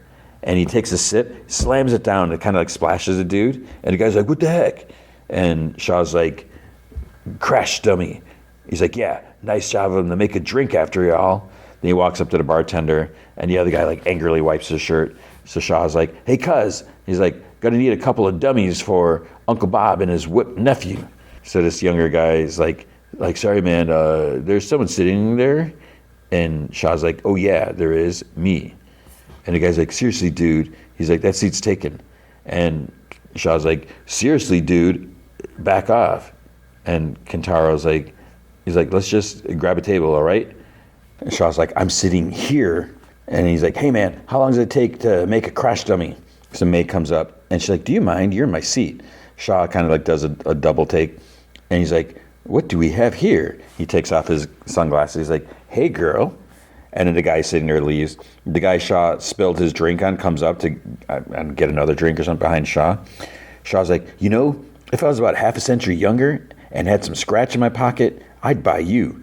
Then a dude grabs Shaw and spins him around. He's like, "I think it's time for you to leave, old man." He like shoves him hard on the shoulder, and Shaw goes down. Kentaro comes up. He's like, "Oh, come on." And Shaw gets up. He's like, all right. He's like, "You SOB." And then Shaw cries out in pain, and he goes down. And Kentaro's like, "A little help. He's having a heart attack." May cries out and asks, like, "Who knows CPR?" That Kevin dude, he's like, "I do." He's like, "I was a lifeguard." So May tells him, come over and help. Kentaro kind of like backs away, and then he takes Kevin's backpack. He goes into the bathroom. He gives the backpack to Kay through a window. She goes in the van. She gives it to Hiroshi. He hooks like something up to like Kevin's laptop or whatever. So it's not really clear what's going on at this point. They're doing something. They hand the backpack back to Kentaro. He goes back in, puts it on a chair. He goes to Shaw. He's like, "Can you see me, Uncle Bob?" He's like, "Let's get out of here." So then on the news, breaking news, Titan headed to San Francisco. So Navy to intercept. So they're watching on the outpost. that Jason guy he's like, someone turned that off.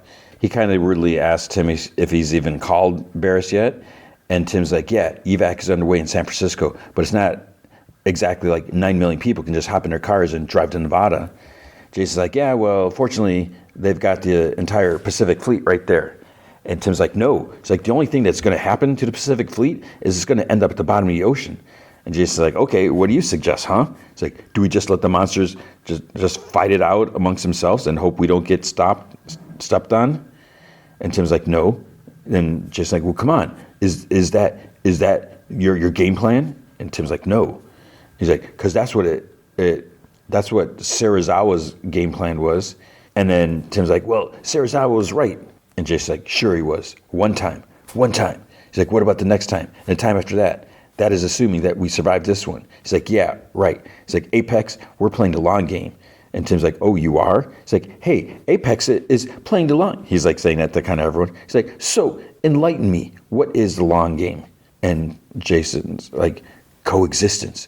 We're closer than you think. He's like, what do you think it is that my boss pitched your boss? If we can't kill these things, what choice do we have except to try and figure out how we can live with them, track them, study them, try and figure out how their brains work? Come on, it's your motto. Your motto? What's your motto? And Tim's like, discovery and defense. He's like, yeah, discovery is our defense. This is our chance to prove it. Kate's mom and her dude are like packing stuff. Kate walks in, the dude's like surprised that she's back, and mom's like, where have you been? And he's like, we've been calling. And Kate's like, I need to leave.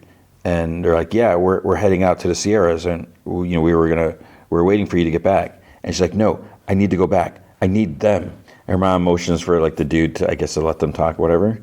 And she's like, Mom, and her mom's like, no.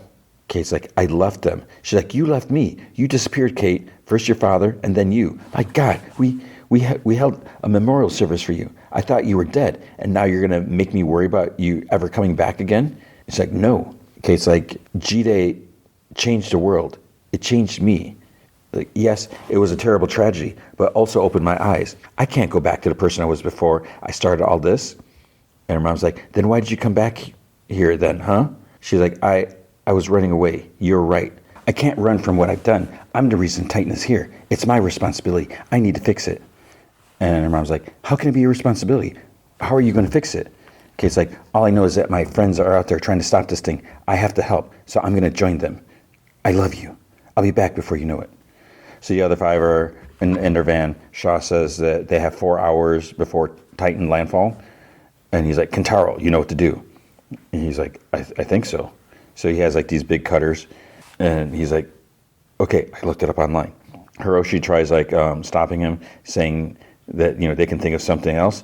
And Kentaro's like, no, it's okay. It's like, I got this. So Kei says he wants to make his father proud. And Hiroshi's like, I am. And then she's like, but does he know that?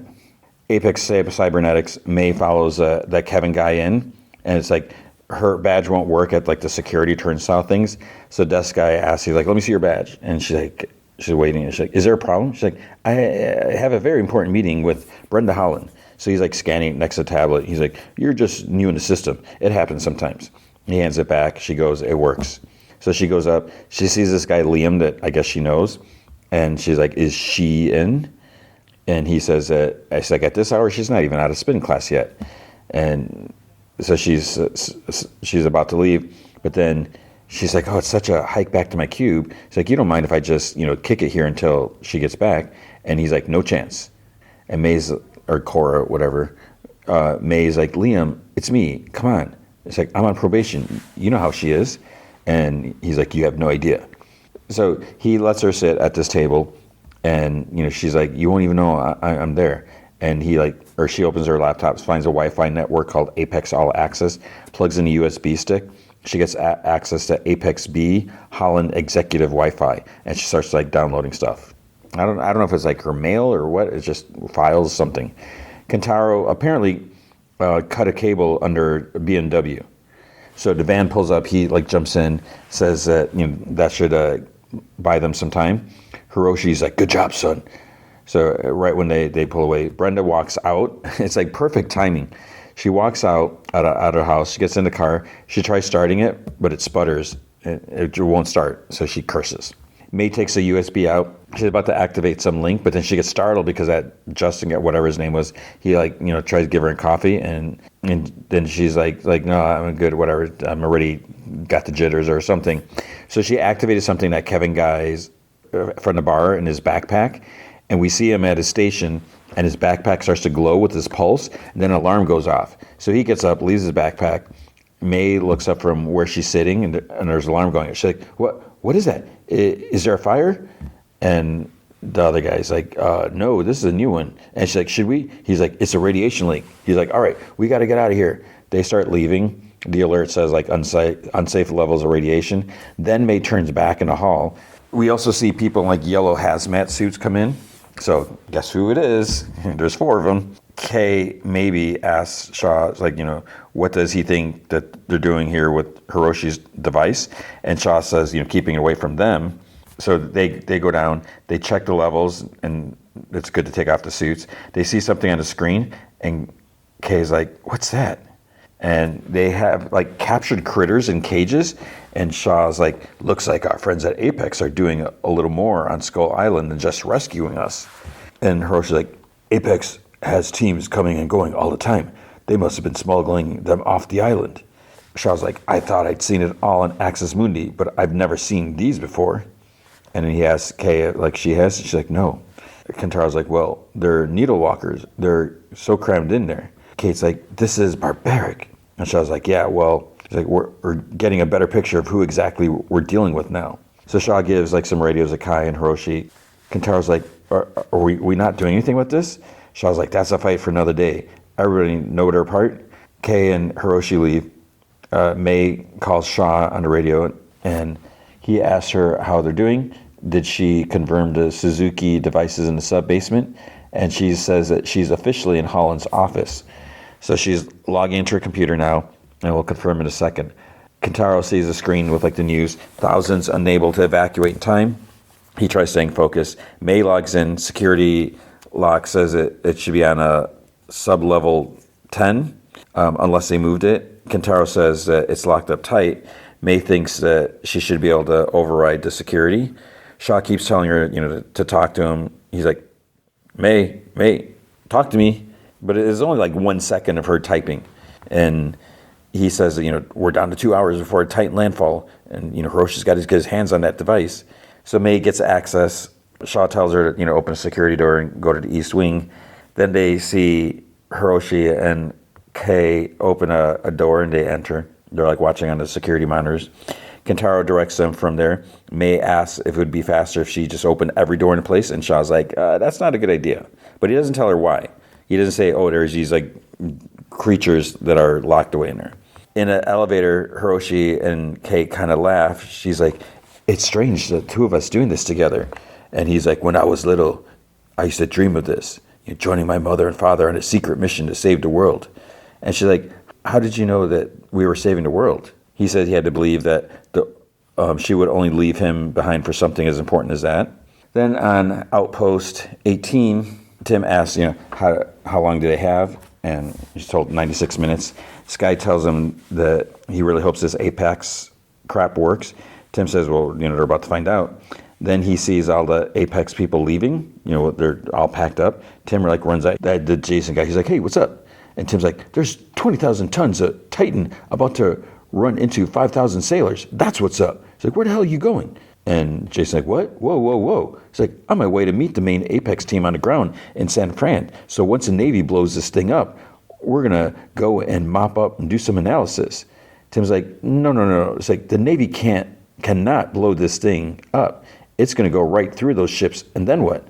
And the guy's like, well, you'll have to mop me up for analysis. Tim's like, you think this is a joke? And Jason's like, no, this is business. Risk versus reward. I'm taking a really big risk because we believe the reward is worth it. And Tim's like, what? Jason's like, you upset? He's like, you don't want me on your ship anyways, so I'll get out of your hair. What's that they say on Star Trek? You have the con. And Tim's like, con. He's like, you have the con. And then Jason's like, con it is. Hiroshi and Kaiko exit the elevator. His badge doesn't open this door, so he asks on the radio, he's like, what's going on? So he's like looking at the camera. Shaw tells May that they're at the last door. So she opens it. She says that there's an added security code, so just give her a minute. The PA says that the radiation alert has been lifted, and then she curses. Kentaro's like, they figured it out, that the radiation was fake quicker than we thought. Kentaro notices Holland coming up on a bike on the outside, and Shaw tells May that she's got incoming.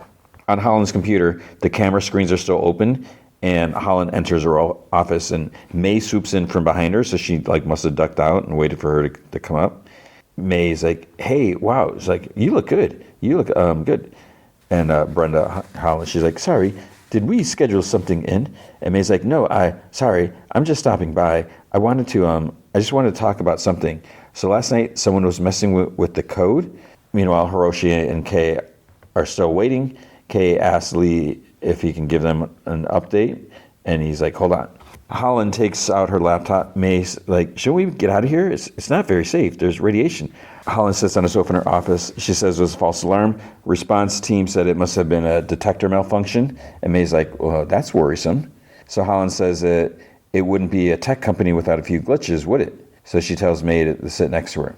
Shaw and Kentaro can see them on the camera. Kentaro says that they have to get them out of there. Shaw like sits, and then he's like, give her a minute. So May talks about fixing a bug, but rewriting a large chunks of code or something like that. Holland looks at her. Cora, things are about to happen, and with this new Titan threatening the world, they will have to happen very quickly. And May nods. She's like, yep, move fast, break things. She's like, move fast, absolutely, but we don't want to break anything. We want to restore. I want to show you something. So they get up. And she kind of gives this confused look at the camera, what, I don't know, kind of puts her hands out, shrugs, whatever. So she follows Holland out of the office. Kentaro's like, where's she going? Then Hiroshi and Kei say, someone's coming, so they need an update now. Shaw says, sit tight. And Kei, they're still, figuring it out. Kentaro says that they need a diversion. So Shaw says, yes, they do. He's like, keep spitballing ideas. Any idea is a good one. Holland brought May to a lab, and she sees this little, sort of flying critter in a glass cage. And May's like, wait, that's from Skull Island.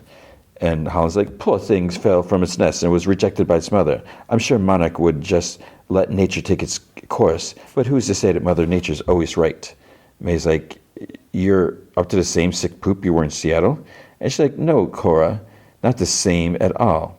So she starts this timer for 30 seconds, and then there's a tiny implant with a light on the back of the neck of the little critter. So Holland opens the cage, and the critter jumps on her arm, and she feeds it something, I don't remember what it was.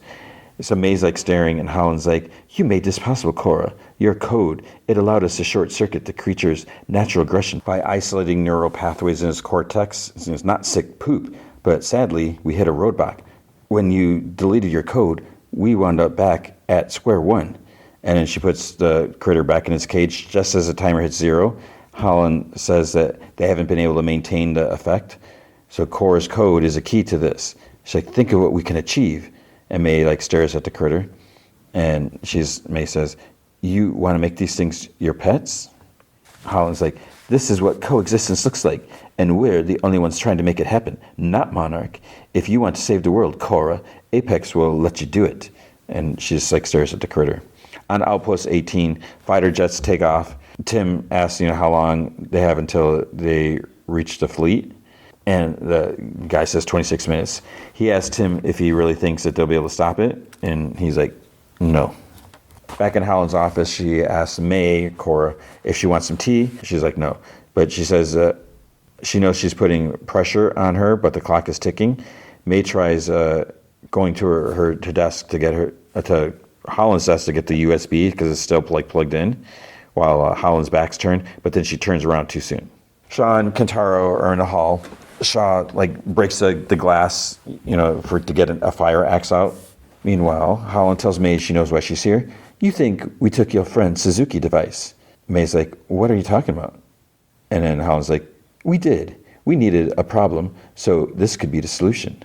Shaw looks through a glass on a containment door, and there's this thing with tentacles and teeth and bones around the floor. So he asks Kentaro's you sure about this? And he's like, no. It's he guides him to the next one. And then he points, and he says that they're territorial but not predatory. Holland says that, she's sure the good Dr. Randa and her friends think that they're doing the right thing, that their scrappy little gang can deal with a Titan all on their own, and that they have the right to make a call for an entire world. It's like, we have a bigger plan, and we want you to be part of it, but you need to make that decision right now. Will you be part of the solution? Shaw hacks at the security panel. He lets out these like four big two-legged sort of birdish things with sort of not really spikes, but like I don't know if they're feathers. I don't know what they are. They just like run down the hall. May's about to answer Holland, but then an alarm goes off, and Holland loudly just like, "What now?" The dude, Justin, whatever his name was, at her desk. He comes in. He's like, "There's been a biocontainment breach on sub-level 3." So they go to the windows, and they can see like outside there's like critters out, and people are like screaming and running. One comes her way, and Holland, and her assistant, they like close the doors despite there's still people in like the breezeway, whatever, knocking. So she's like, "Screw you." May goes to Holland's computer, and the screen's like, "Do you wish to proceed?" So she pauses. Hiroshi says that they may still have time to recalibrate the device. He just needs 10 minutes. She pulls out the USB. So it's like, wait, did she just leave them on their own? So the door opens, and they see the sphere. So she didn't like ditch them. The sphere is there. It's been gutted. Like all the components are laying around it. Kay's asked, why would they do this? She's like, to see how it works. But he doesn't say anything. He's like, there's nothing we can do. The Navy's headed to meet the Titan. Fighter jets close in. Then where it's supposed to be, fighter pilot says that he has no visual on the target. The lady tech person that we saw last episode or whatever, she asks, how can they not see it? It's right there on top of them. Tim looks at the screen. Then he's like, turn off all the Apex stuff. He's like, shut down all the Apex equipment. Turn on the Monarch system. And he's like, what do we have on our sonar? And they're like, okay, there's definitely something there, but it's not big enough to beat a Titan. The fighter pilot's like, Outpost 18, we have visual. You're not going to believe this. Tim grabs binoculars. Whoosh, he sees like a whale tail diving. It's a whale. We're chasing a whale. So the other guy's like, maybe it's a software bug? He's like, it's not a bug. He's like, a feature. We've been conned. And that's what he said when Jason made the Star Trek reference, or he let Tim say it. So he gets out his phone, he starts texting or something like that. Shaw and Kentaro reach the sphere room, and Shaw's like, can you fix it? Can you put it together? And Hiroshi's like, no, we failed Kate. We're out of time. It's pointless. I never should have listened to you. I should have just gone and found Kate. Kay's like, he was trying to help Kate. He was trying to help all of us. And Shaw's like, Monarch's going to call off the Titan alert. Hiroshi's like, why? Shaw's like, false alarm.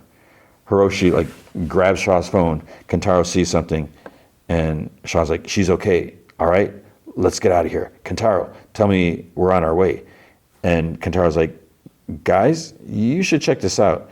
He turns on a light on the wall. There's a big bulletin board. There's this giant map, lots of pictures, articles, and stuff like that. Hiroshi asks, where did they get all this? And Shaw's like, you got to be kidding. How did they?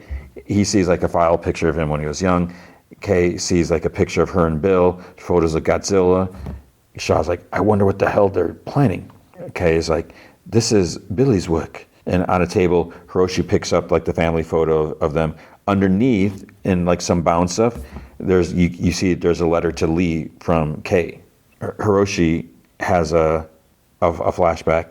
So Billy's writing at his desk. Young Hiroshi, young hero, he calls him. He's like, Dad. He's like, I don't want to go. And Billy's like, look, I know you don't, but I've got a super important mission that I have to go on. And Hero's like, then let me go with you. I can work too. Billy's like, and I bet you can, but I got to go alone, okay? It's tippy top secret stuff. He's like, I'll be back before you know it, all right? He's like, you always say that. He's like, and I always come back, don't I? He's like, Mom didn't. Uncle Lee didn't either. And Billy's like, yeah, this is going to be different, okay? And then his aunt or whoever calls him, asking if he's ready. Billy's like, maybe next trip, okay?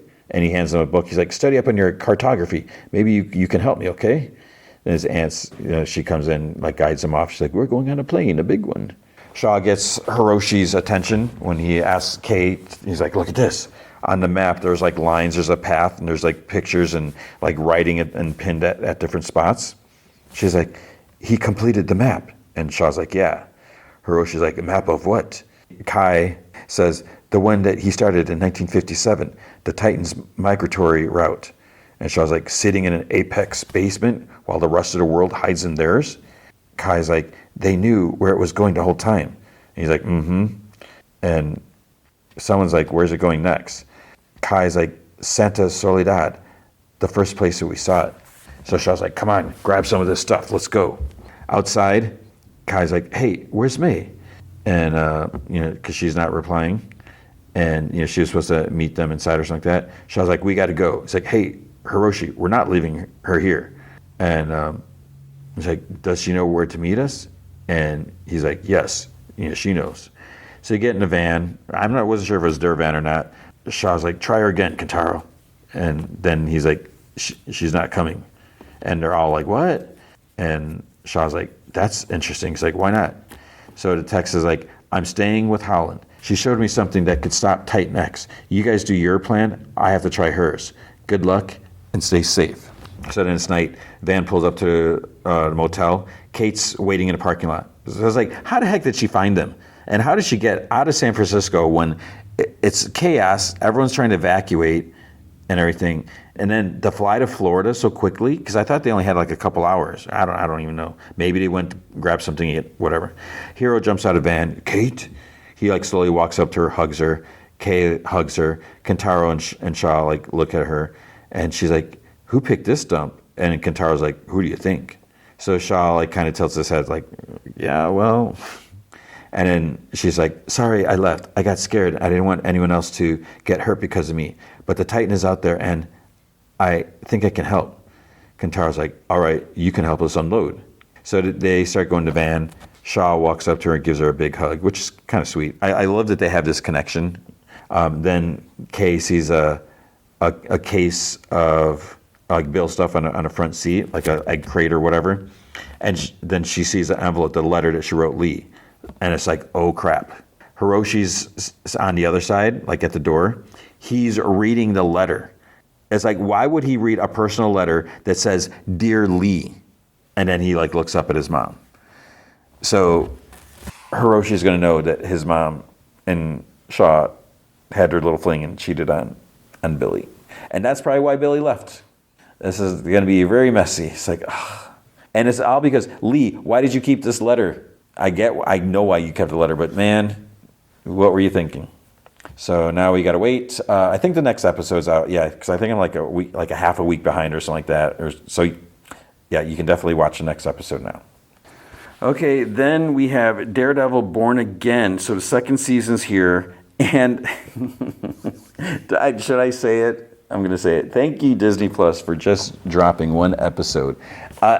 Because, again, there's a show like this. I mean, there's so much that you shouldn't have the ability to just plow through it. You need to, like, watch and take in everything that's going on and just think about things. If you don't want to do that, then you can wait. You can wait until all the episodes drop, and then you can binge it all in one 24 hours or whatever. So it's the same thing. Like when I watch Wonder Man, I had to avoid spoilers, but I know people they're like, oh, there's gonna be spoilers. It's just how it goes. Someone's gonna have to avoid spoilers. So let's just get started. At first, because you remember, Fisk had declared martial law, and there's like all this stuff, and it's just so disgusting, whatever. So there's a BB report. So Ben Urich's daughter, she's got her news thing, whatever. So it's like, did Mayor Fisk fix it? And this dude's like, yeah. And he's like, you read the paper. If violent crimes are down, way down. Property crime too. But screw the papers. She's like, you can feel it. New York is back, better than ever. Then it's night. There's like one of those big container ships, and Daredevil's kind of like listening, to the city, whatever. He's on the ship now. So I guess, maybe he was on there to begin with. He takes out like this, there's a guard on the ship, whatever. So he's probably like a shady guard or whatever. Like container ships are never good. It's like there's always bad stuff in the containers. Anytime, not that I often see them, anytime I see a container thing, I'm like, there's either people in there, there's drugs in there, there's probably not drugs, there's guns in there, there's who knows what's going on. This is bad. There's evil stuff happening. So he takes out one of the guards on the boat, and then he takes out another. He's working his way around, and then we finally get a look. Now in case you missed it, he has a black costume with like red, DD kind of like spray painted on the front. More thugs start coming at him with rifles, and one guy gets his arm snapped. So it's like, okay, yes, this is a violent show, or has the potential to be violent. So I like that it's not uber violent all the time, but every once in a while they'll squeeze something in there to let us know that Daredevil doesn't necessarily play around. He's kind of brutal. He like stomps on this other guy, and then the captain is alerted because this guy sees Daredevil on a security camera. He's like gets right up, and like kind of takes the camera out.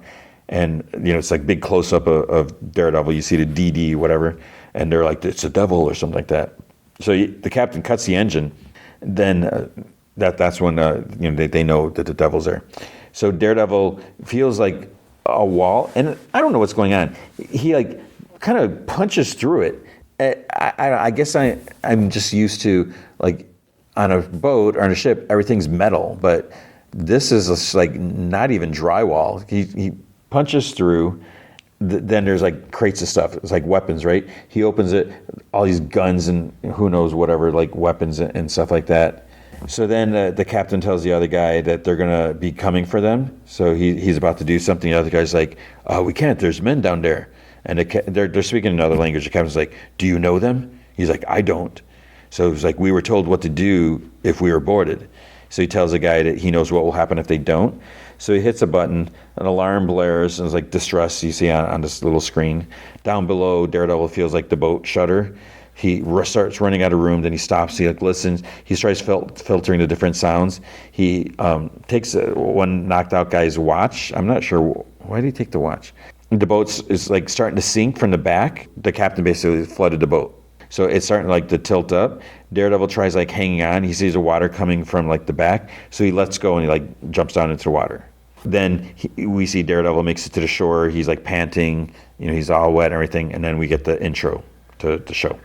Then we see Josie's bar. So it looks like it's still boarded up. Daredevil's inside. It's like empty. There's broken glass on the floor and everything like that. His crunch as he walks through. He like kind of listens. And then you see like training stuff, like the whatever you call those wooden things with all the sticks sticking out, where you like punch the different things, whatever. So it's like, wait, someone's working out in there in the back. Who is it? It's Karen. And then she's like, Northern Star is all over the news. You definitely sent Fisk a message. And Matt's Daredevil is like, your source was right. This is big. It's a crack in Fisk's armor. The boat was full of weapons, rocket launchers, assault rifles, military grade European, I think. And she's like, holy spit. And Matt's like, he's using Freeport to smuggle arms. I think we hit him hard. And she's like, good. Fisk is going to lose his mind. And Matt's like, yeah, I just can't help but wonder, who is all this firepower for? And she's like, who could find out? And he's like, yeah. He's like, give her a call.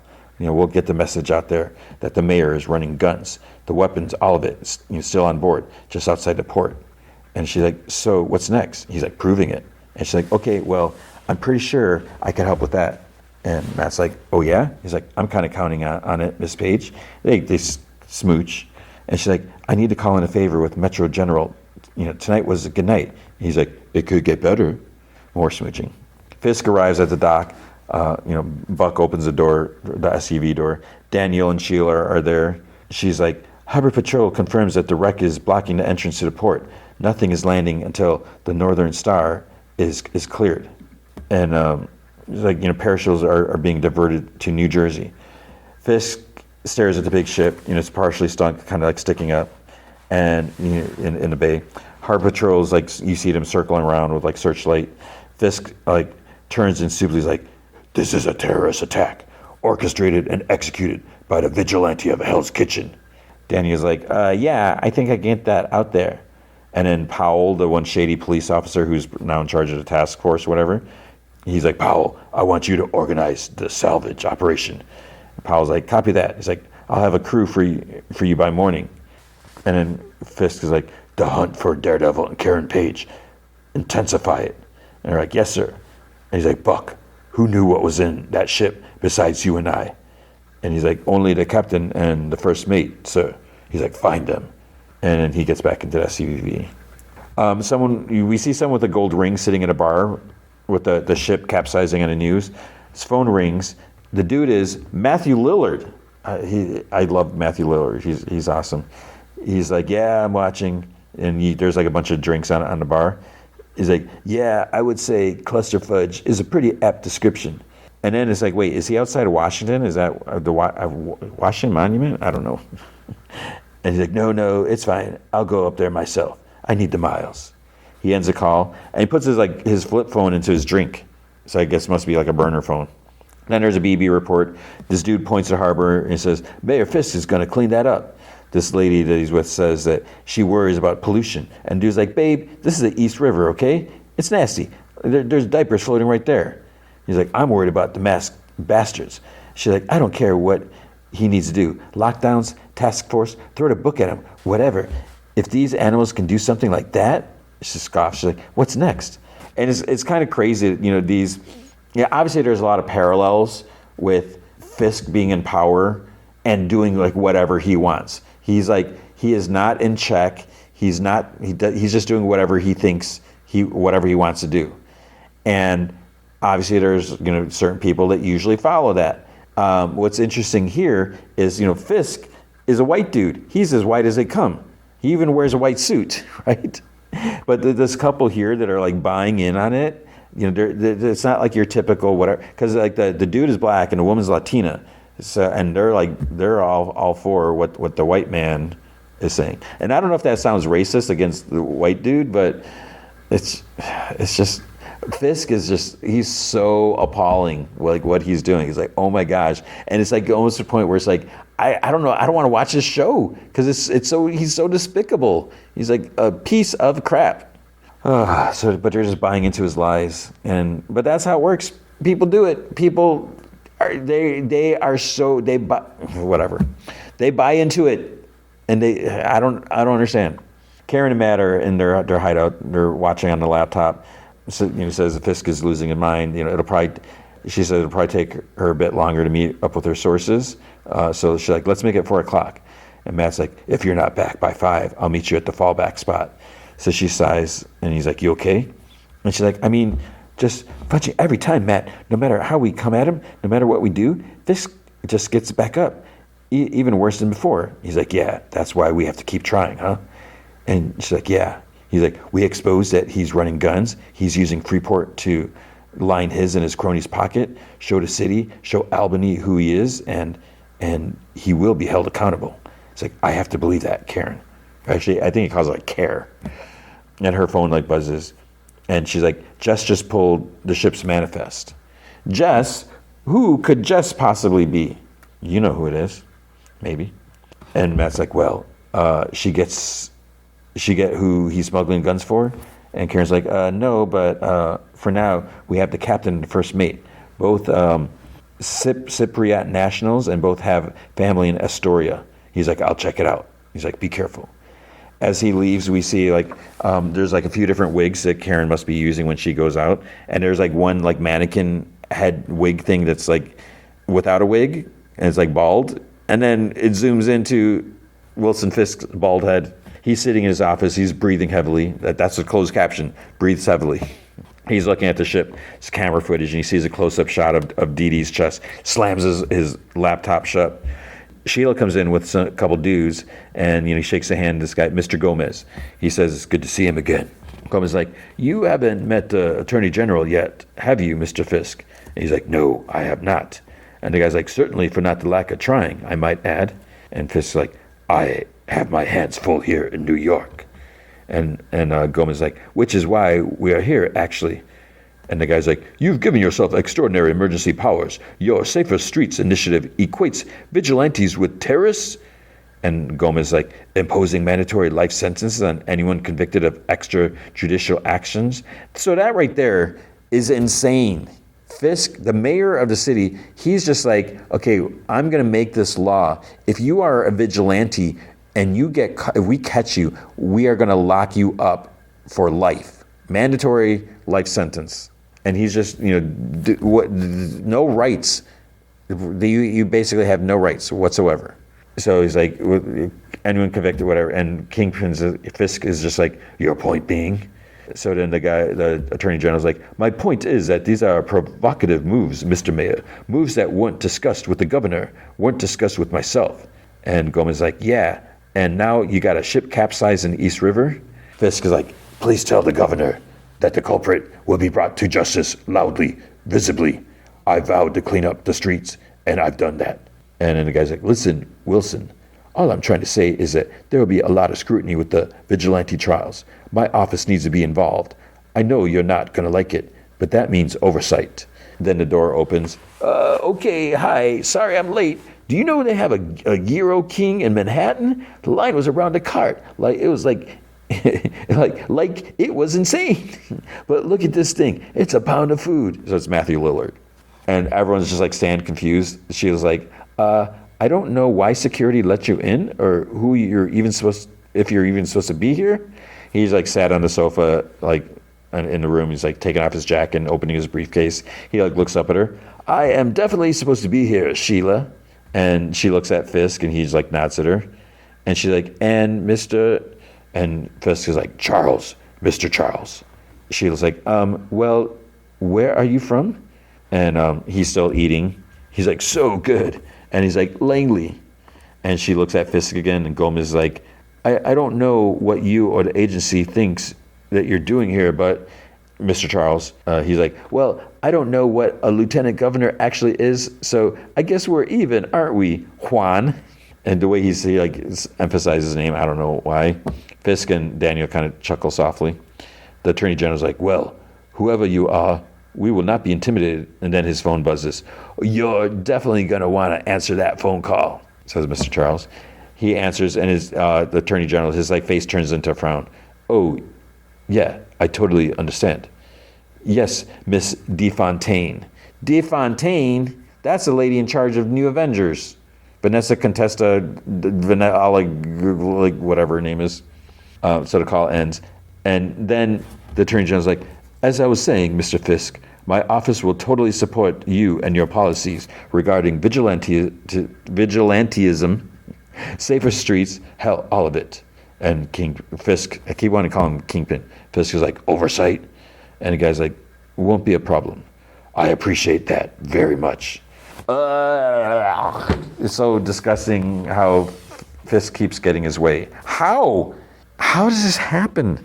Oh my gosh. In another part of town, we see wanted for aiding and abetting. There's a vigilante poster with like Karen, or aiding and abetting a vigilante. Karen's picture's on there. It's like in a convenience store or whatever. This worker guy in an orange jacket puts like a file folder on the shelf next to some caramel popcorn. This woman was like short, like a short brunette hair. She comes in, she takes the folder. It's actually Karen. She's wearing a wig. Then we see Jack, the swordsman dude. He's like, your mayor has an interesting take on jurisprudence. I ask for a lawyer and I get a psychiatrist. So again, swordsman, he was in last season, he was in Hawkeye. And then there's a psychiatrist sitting in front of him in like sort of like an interrogation room. It's friggin' Heather Glenn from last season.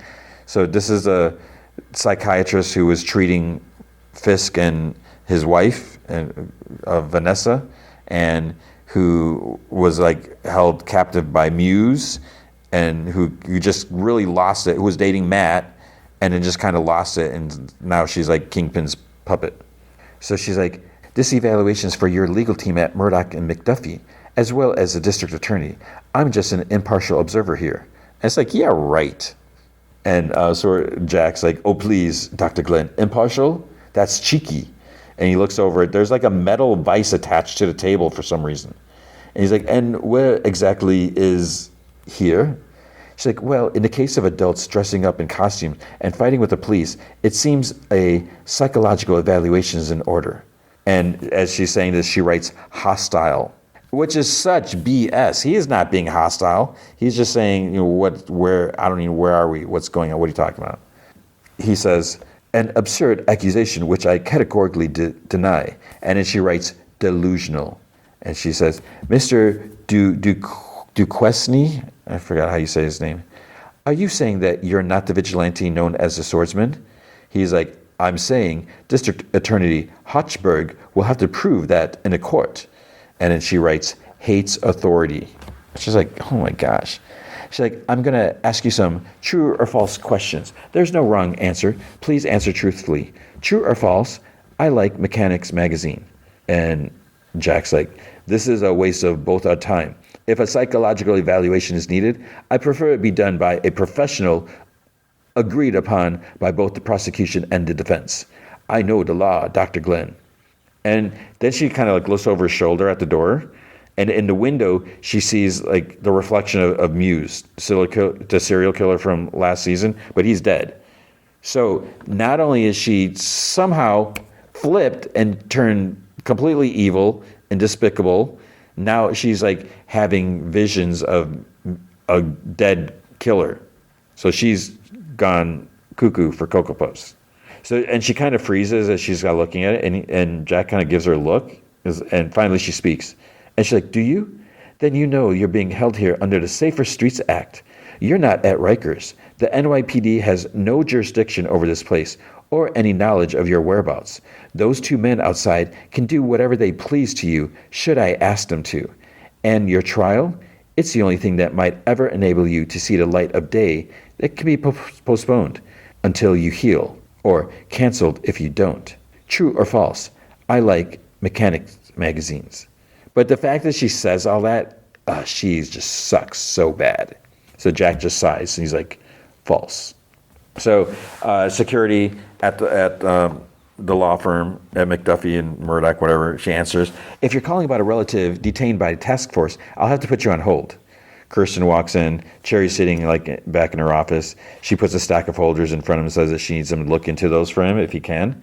And he says, he's like, one investigator can't be expected to handle it. And she's like, Fisk targets people who can't pay, and we can't afford another investigators. And he's like, and you can't afford to pay me. And she's like, I know. This is a real David and Goliath poop. He's like, I ain't got a sling. He's like, look, half of these pickups are task force pickups, and these people just tend to disappear, Kirsten. She's like, then we need to find them. There's a pause, and then she's like, anything? And he's like, no, zip, nada. Matt's going to be fine, okay? Then the guy comes in, Hochberg, the district attorney. So he calls Cherry detective, and Cherry's like, I'm retired. And the dude's like, I'll honor the badge in whatever form it comes. So he wanted to speak with Miss Duffy privately. So he happens to get a text from Red Kitchen, reservation at 7 p.m. Type yes to confirm or N to cancel. So he types Y, and he's like, I was just on my way out. So she tries cleaning up a bit, and Hochberg's like, it's not exactly a white shoe firm these days. He's like, most more of a legal aid hostel. And she's like, yeah, at least I get to keep my soul at the end of the day. Hochberg's like, Kirsten, we both know I don't need to be here. I came because I respect you. You are one of my best, and I want to save you from an avalanche of career-ending embarrassment. Plead out. Avoid the humiliation of losing the Duquesne case, the swordsman case, whatever his name is. And she's like, oh, Ben, I have 4 brothers. I don't get embarrassed. But thank you. Thank you very much for caring about my career. My defenses are rock solid, and I have the evidence to prove it. He's like, oh, you think the evidence matters? And she's like, wow, what happened to you? So basically, she's saying she has evidence that could win her case. And he's like, why does evidence even matter? It's like, you're not going to win. And she's like, what happened to you? He's like, I read the tea leaves. Kirsten, come back to the DA's office. I'll match whatever lie you tell me you're making here. And she's like, well, it's a very generous offer, and I must respectfully say, fudge you. And he's like, well, that's disappointing, Kirsten. And she's like, and I really prefer Counselor McDuffie. And so he gets up and he starts to leave. He's like, I'll see you in court, Counselor McDuffie. And she's like, sure as poop you will. Cherry goes to his meet, says he's surprised to see him out here so publicly. He's meeting with Matt. Matt says that it's important. The ship, the Northern Star, he's like, it's loaded with military weapons, heavy duty ordnance. And Cherry's like, geez. It's like, who's he in bed with? And Matt's like, I'm working on that. He's obviously making money for more than just his rich friends. This is our best chance to expose him. Fisk will move the weapons before we can link him to the ship. And Cherry's like, you sink his ship. I mean, here's a guy that would kill if someone's rude to his wife. And this? And Matt's like, Fisk will destroy the whole city. Cherry's like, I'm retired, right? And then Matt's like, men died on that boat, Cherry. So Cherry's like, you and Kristen are pretty good at laying the guilt. You know that? And Matt like chuckles. He's like, that's because it works. And he's like, how is she? Cherry's like, she's worried about you. Would it kill you to reach out to her? Matt's like, I can't put her at risk. And he's like, and me? He's like, you're old. And Cherry like curses at him. And Matt's like, hey, I've been a target since that night at Josie's. You know who I am, and you've never let me down. That's why I come to you. That's why I'm going to keep coming to you.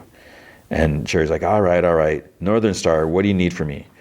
Matt's like, captain and the first mate flooded the boat and took off. They're co-conspirators in the gun running. Akilo Kiriako and Christofi Sava. You need me to spell those names? He's like, yeah, I need you to spell those names. Elsewhere, night, task force morons they're like on big Hummers. They're yelling at people, get away from the doors. There's like going into this Greek cuisine restaurant. They go up to the owner, place 2 photos down. Powell, he says they're looking for these 2 men. So it's like the captain and the first mate. He's like, this is supposed to be one of their spots. And she's like, I'm sorry, my English. And he's like, don't fudge and do that. Yes or no? And then she calls him like a fudging fascist in her language. I'm assuming it's Greek. And he's like, right. Bam! Slugs her right there in front of people. And like people hardly even react. Because some people left, but there's still people sitting there, I guess, eating. And she falls over like on a table. And then he sees one of the guys. I don't know if it was a captain. I think it was a captain. He like runs out the back. There's a Hummer turning in the back alley. So the guy, he turns around and goes the other way. He's cut off there. Powell goes up to him, whap, hits him with the baton. He goes down. And then while he's down, he hits him again. I was like, wait, was that a crunch? It's like, jeez. Then there's a BB report, like New York is back and better than ever. In the background, as this guy's talking, there's like a bus poster which has like spray painted Fudge Fisk. It's like so spray painted, and then the video zooms in on it and says BB Urich, and then this like then fakes like plastered across the screen. And at first I was like, is that a puppet version of Mayor Kingpin? So we see it, there's a little sign, like a name tag on the desk that says Mayor Kingpin. But no, it's just must be a guy in a weird, like Wilson Fisk mask and wearing a white suit. And he's like, my useful little pawn, look at how she sells my lies so well. Her uncle, Ben Urich, would be so disappointed in her, but that's what got him killed. And he laughs. He's like, anyway, it's your favorite mayor, Wilson Fisk, speaking of what a great mayor I am. I made so much money on that secret report for my rich and criminal friends, making sure the rich get richer and you stay poor. Uh-oh, looks like I spoke too soon. There's a shot of like the boat, with half sinking. Someone caught me, spoiler, again, by that dastardly do-gooder, so DD for Daredevil. I hope he didn't find my illegal goods. Don't worry, I'll get him in the end. Just don't you dare try to dig into what I'm really doing. That's all for now. And remember, I love you, New York.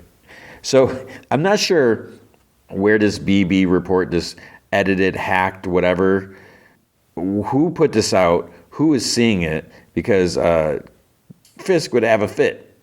And because there's some big things happening here. I don't know. But there's a lot of like information there, like truthful information.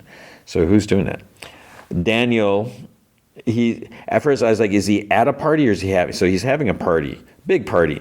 BB arrives and he like runs up to her. He's like, BB, and she like holds up her hands. She's like, hey, chill, because he like wants to come in for a hug, and she's like, no, no touching.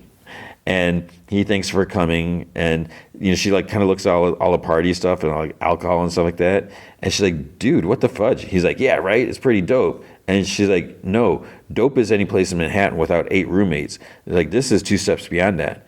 He's like, well, I will remind you, I am deputy mayor now, Miss Urich. And she's like, oh, yes, you remind me all the time. And even on that salary, you can't afford this. He's like, no, it's perfect. Fisk owns a building, so he cut me a deal. And BB's like, Daniel, Fisk shouldn't be involved in any of his old businesses. And he's like, no. He's all legit. He put everything he owns into a trust, which, and she's like, Buck Cashman administers. And she's like, look, Daniel, you have to be careful, okay? Fisk is playing a 10-dimensional game, and if that ever comes crashing down, he's not going to be the one that gets hurt. And he's like, no, I know. I appreciate that. I appreciate you. By the way, you killed it with that New York's back and better than ever. Everyone was stoked. And she's like, yeah, thanks. Then the lady at the restaurant, at the Greek cuisine, she's like sweeping the mess and everything. Someone comes in and she's like, we're closed. It's Matt. Because he asked if Fisk's task force did this. And she's like, please, it's none of your concern. He's like, yeah, it is. He's like, I'm a lawyer. I have a feeling you run a little side hustle getting people out of New York. That's why he came to you, isn't it? Achilleo, I think we might be on the same team here. And she looks at him. She's like, Murdoch? And he's like, mm-hmm. And she says something to a couple employees. I think she's like, hey, go in the back or whatever. And she's like, aren't you supposed to be missing, Mr. Murdoch, or dead? And he's like, yeah, there's a lot of that going around these days. And she's like, don't remind me. And Matt's like, look, Achilleo and Christophe are in a lot of trouble, and I'd like to help protect them if I can. And she's like, Achilleo was supposed to go to Toronto tonight and a plane to Nicosia, and he's like, you just point me in the right direction. I'll find him. She's like, task force took him, which means nobody finds him. And Matt's like, what about Christophe? She's like, if they got him too, no one can help him, not even the lawyer from Hell's Kitchen. And Matt's like, yeah, maybe not, but we have to try, don't we? And she's like, yes. Powell is torturing Achilleo. He's like, I don't know if he's like he's doing something to him. He's like in his face or whatever. He's like, I told you I did what I was told. The devil came. I sank the ship. It was supposed to sink. And Powell's like, by devil, you mean Daredevil? He's like, yes. Daredevil, devil. Then he's like, hey, where's Christophe? He's like, I don't know. And Powell like punches him in the side of the head. He's like, why'd you run? And he puts more pressure like on a wound or something. And Buck comes in. He's like, honestly, mate, do you ever think that maybe you enjoy your work a little too much? And Powell's like, he confirmed it was Daredevil on the boat. It's like, yeah, no kidding. They have video footage of it. Kingpin was looking at it when he slammed his laptop shut. Buck's like, yeah, top tip. Smashing someone's face in can make them reluctant to comply. Maybe next time, pop the kettle on, yeah? He's like, get them talking over a nice cup of tea? Just a thought. Powell like laughs and he like leaves. And Buck kind of like bends closer. He's like, sorry about him. He's new. And he's like, I did what I was told. I just want to go home. And Buck's like, yeah, of course you do. He's like, you know what? I think that can be arranged. And so Achilleo, he's like relieved. Buck kind of like stands behind him, whatever. He's still talking. He starts talking in his language. He's like, and that's the pity because none of this is your fault. And then, bam, shoots him in the back of the head, and he like sighs. So I was like, man, Buck, you suck too. Everyone sucks. Fisk gets a call from Buck, and he's like, thanks. He thanks someone for that. He's eating with Vanessa and Mr. Charles. So Mr. Charles, Matthew Lillard, he's like, so do we speak freely in front of the missus? Or, everyone has their own protocols. And she's like, do you try to be abrasive? Is it part of your tradecraft? I am what I am, Mrs. Fisk. And she's like, I doubt that very much. And he's like, And Kingpin's like, Vanessa, she's privy to all my business dealings, and I hers. And Mr. Charles is like, well, I don't mean to offend, so he's like, but you have, and I don't appreciate you grandstanding in my office. And he's like, well, that's funny. I would have called that divine fudging intervention. And he like chuckles softly. Kingpin just doesn't say anything. He's like got such a like boring like straight face to it. He's like just a little kid. Mr. Charles is like, look, Mr. Mayor, The people I work for are very grateful for the use of your very special port, but this is now going kind of like 8 different ways of fudged up, right? I'm handling it. My task force is organizing a salvage team. No, most of my job is logistics, but people don't know that. But it's true, like the corpses, that's easy. Just make sure they sink to the river bottom and they stay there. But moving 30 tons of military ordnance across a major metropolitan area without a single fudging person knowing about it, that's not easy, man. He chuckles, but it is absolutely necessary. My men, they're effective. They're very loyal. Great, so you have no problem killing them after they've unloaded the boat, right? And Kingpin's like, good men are hard to come by. I could put together a little night crew, decent workers, nothing special, sailors from all over the world, easy enough to make them disappear in an industrial accident after they unload the goods into your Red Hook warehouse. Obviously, it's up to you. And King Fisk is like, and nothing gets traced back to us? And Vanessa's like, oh, you, Mr. Charles, whatever your name is? Lovely lady is correct. No, nothing. That circle is complete. Well, it seems our interests are aligned. They are. And then there's like a weird shot of Mr. Charles. He picks up his drink with his right hand, even though the glass was next to his left arm. So I don't know. And it was like a low angle where you just see that. So I don't know if we were supposed to look at his watch. Does this mean he doesn't have the use of his left arm? I'd have to go back and watch, like when he was eating his sandwich or opening his briefcase. But I feel like there's something there, but maybe I just missed it. I don't know. Daniel enters his apartment. It's like the next day or whatever. Super clean. There's a sign on the table. It's been a pleasure cleaning for you. He has a smile on his face. He texts BB, you're amazing. Thank you.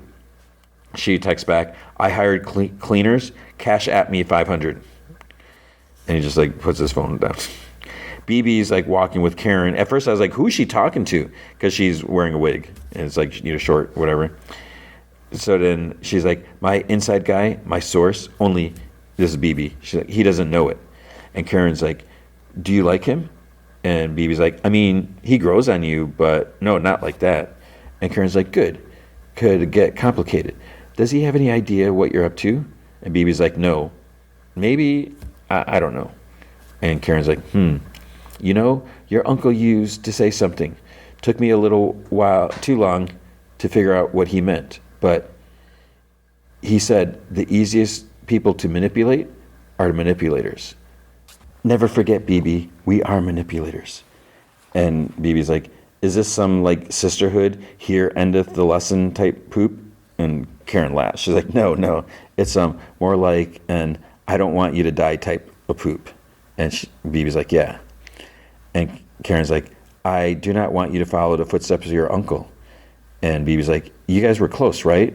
And Karen chuckles. She's like, yeah, he's a big part of why I'm here with you right now. And BB's like, because Fisk killed him? Karen's like, yes. And I have a lot of guilt about that. I'm pretty sure Ben died to save me. And BB's like, poop. And she's like, yeah. There are a lot of dead bodies behind us, BB. And I think maybe the best way to honor them would be to not join them. So take care of yourself. So we hear like Heather on a recording. At times, I feel like smashing things. And Jack's like, false. And no one seems to understand me. False. I am often the smartest person in the room. And Jack's like, true. Her phone rings. It's Hochberg, the DA. He says he's just prepping his opener, and he's looking over the psych evaluations of Jacques I can never say his name, whatever. She like chuckles. She's like, I'm just looking over the MMPI, something. And Hochberg's like, well, call it serendipity. I don't know why I can't say that word now. He's like, that's kind of what I wanted to talk to you about. Your contemporaries' notes are fantastic. He is, his hostility, his hatred of authority, all great. So it's like all of the lies of BS that she wrote down. He's like, It does get a little wonky in the data. And she's like, how do you mean? He's like, well, Dr. Glenn, you have a PhD. My jurors have the internet. If I can convince them that Duquesne is a sociopath, that might have a much easier time sending him back into a deep, dark hole. And since you're checking over the answers anyways, and she just has this like emotionless expression, and the room kind of like tilts back a little, and she sees Muse like standing right in front of her. He's like, Dr. Glenn, are you there? Dr. Glenn? And then she's like, I'm sorry. Yeah, of course, it's possible I entered the data wrong. It's like, that is great. Mayor Fisk said you would be helpful. He's a very big fan of yours, you know? And she's like, thank you. I appreciate it. And then she sees like Muse like choking her, she gets a flashback. And he's like, whenever you're done, if you could send me over a corrected copy, that would be great. And she's like, absolutely. You'll have it by the end of the day. And he's like, and one of these days, we should have a drink, don't you think? And she ends the call without another word. She continues listening. She poured herself like a big thing of vodka, she's drinking it. She's like, evil spirits possess me at times. And he's like, I beg your pardon? She's like, just answer the question. Evil spirits possess me at times. She guzzles the vodka. And he's like, false. And she looks up. Muse is not there. Then because she is such an utter piece of crap, she erases the false and she marks true. So she's just falsified. She needs to have her psychiatric license revoked, taken away. She sucks. And I just don't understand how she so easily became a puppet for Kingpin. And she has no morals. She's just like, I'm just going to do this horrible thing. I'm just going to lie and lock this guy up who doesn't deserve it. Great. Matt is working out on the punchy thing. Karen's watching. She's like, I'll never figure out how you do that. And he's like, well, years of brutal training from a borderline psychotic sensei. And she's like, oh, that's all? He's like, there's nothing to it. Here. So they lightly spar or something like that. And he talks and he says, restaurant lady was trying to get a Kaleo to Cyprus. So she's there if they need her. And she's like, good. They need more people making trouble for Fisk. And, especially with the vigilante trials coming up. And he starts going like faster. And she's like, stop. So he apologizes. She's like, are you okay? And he's like, yeah. Just the trials are just. And she's like, do you miss it? He's like, do I miss it? And she's like, being Matt Murdock, Nelson Murdock and Paige. There's a flashback of them walking out of the building, like arm in arm. He's like, wow, I don't know. Just trying to focus on moving forward. I guess sometimes I do. Yeah. You? And she's like, every damn day. And then they're just like sitting there thinking. At the restaurant, the owner is told that there's a man going through the dumpster. And she says, make him a plate. And the dude's like, I did. He wants to thank you personally. So it's like, okay, this can't go well, can it? So she goes out in the back alley. And the homeless dude, he's like wearing his jacket, with a hood. He stands up. And then he says his name is Christofi Sava. So it's the ship's captain. Or no, is it just? No, it's the other guy that was first mate, I think. So he says that he was at a Northern Star. They say that she could help him. She kind of looks around and she gives like a tiny nod. Cherry's in his apartment playing an old record. He starts looking at the files. There's a big, it's like, task force, open up. And he takes off his phone. The screen says Red Kitchen reservation at 7 p.m. Yes to continue, no to decline or whatever. But it's like 2:17 p.m. So at first I was like, is he trying to make a meet for 2 p.m. or is this just in case anyone looks at his phone? So he calls out, he's like, what do you want? And the guy's like, just want to talk. And Cherry's like, unless you got a warrant, the door stays closed. Right? Come on, Cherry, it don't got to be like that. So he stands there, puts his hands on top of his head. He's like, yeah, I do. They kick the door open. Two guys roughly grab him. They pull him back in. They sit him down. One pulls out a gun. There's like a younger one. It's like pointing at him. And like the other guy he has an eye patch. Like, why are you and a bunch of loser cops looking for Greek sailors? And Cherry's like, which loser cops are we talking about? And an eye patch dude bam, punches him in the face. And then someone else like laughs. And he's like, I could do this all night. And Cherry's like, yeah, you hit like a kid. And then they do like a boom, boom, boom, like almost like a 4-hit combo, like hitting him in the face and the chest. They're give him a couple more hits. He starts like falling to the side, but then a younger guy with the gun, he like he puts it up to his temple and almost like kind of pushes him, keeps him from falling over. Then there's like a metal clink, and then the officer goes down. It was Daredevil's baton. So the other guy turns to see what's going on. He calls on the radio, he's here, Daredevil. He goes down, like one hit. And Daredevil's like, you okay? And he's like, no, I'm not okay. He's like, can you stand? He's like, there you go. And then Daredevil listens, hears like overlapping voices echoing. And he curses. And then he's like, Cherry, your heart. And he's like, I suck. So it sure could take a lot more, 10 years ago. So more officers have arrived. They have guns out. Cherry's breathing hoarsely. Then Daredevil takes out like six guys. He pauses. He's listening to Cherry's heart. It's like beating rapidly because he's about to have a heart attack, whatever. He thinks back to Karen crying over Foggy when he was shot, and then he gets hit like 3 times, because he's distracted, and his ears are ringing, and then he goes down. It's like, oh man, Matt. He starts getting up. They kick him. They lift his head back. I think he pushes down on the floor, slams against the floor. Then they reach up. He's on his chest. They're pulling his head back, and then they start pulling his mask off. Cherry's watching. His vision's kind of blurry. The mask is off. One guy looks at him. He's like, "Holy spit! It's Matt Murdock," and he holds his gun up to Matt's head. Cherry's visions. He's about to pass out. He can't see anything. Then the guy with the gun, he goes down. And then the other 2, they go down. And then the 4th one, he goes down. It's like, what the heck took him out? It's almost like, is there a sniper? It's like, who's going on? And I keep waiting. It's like, okay, Karen mentioned Jess. And we know Jessica Jones is supposed to be in this. It's like, Jessica Jones is not going to be sniping people. It's like, it's not going to be Frank. It's not going to be Punisher. He probably just broke out. He doesn't care about this. He's probably New Jersey or somewhere. So it's like, what is going on? And Cherry falls over, and then we see the officers on the floor. There's blood around their heads, and it's almost like they were hit in the eyes, because there's clearly entrance wound there or whatever. And then it's something comes flying. It's like a blade. It must hit the wall, bounces off the wall, sticks to the floor right by Matt's head because he's still on the ground. And then there's writing on the blade, on the blade and the handle, says, "You're welcome." You're welcome. And there's a bullseye target in the middle.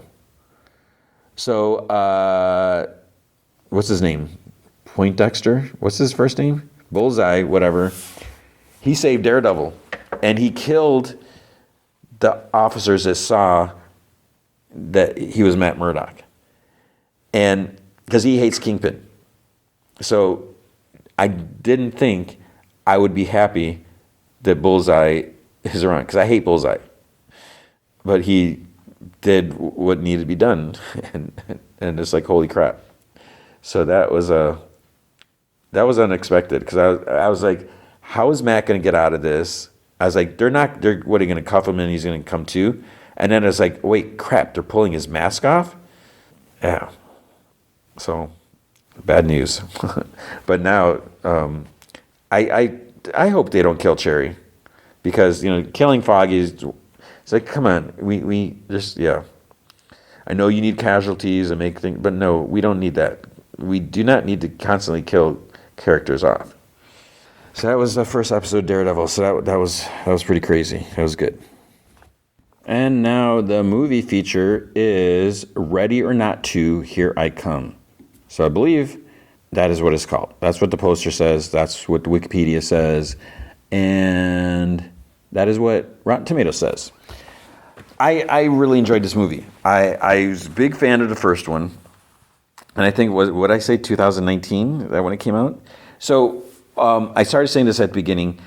This movie picks up right where the first movie ends. I am going to assume, I could be wrong, but I'm going to assume they probably refilmed or like reshot the ending, because where she's sitting on the steps, the house is on fire, she lights up a cigarette, the paramedics come, whatever.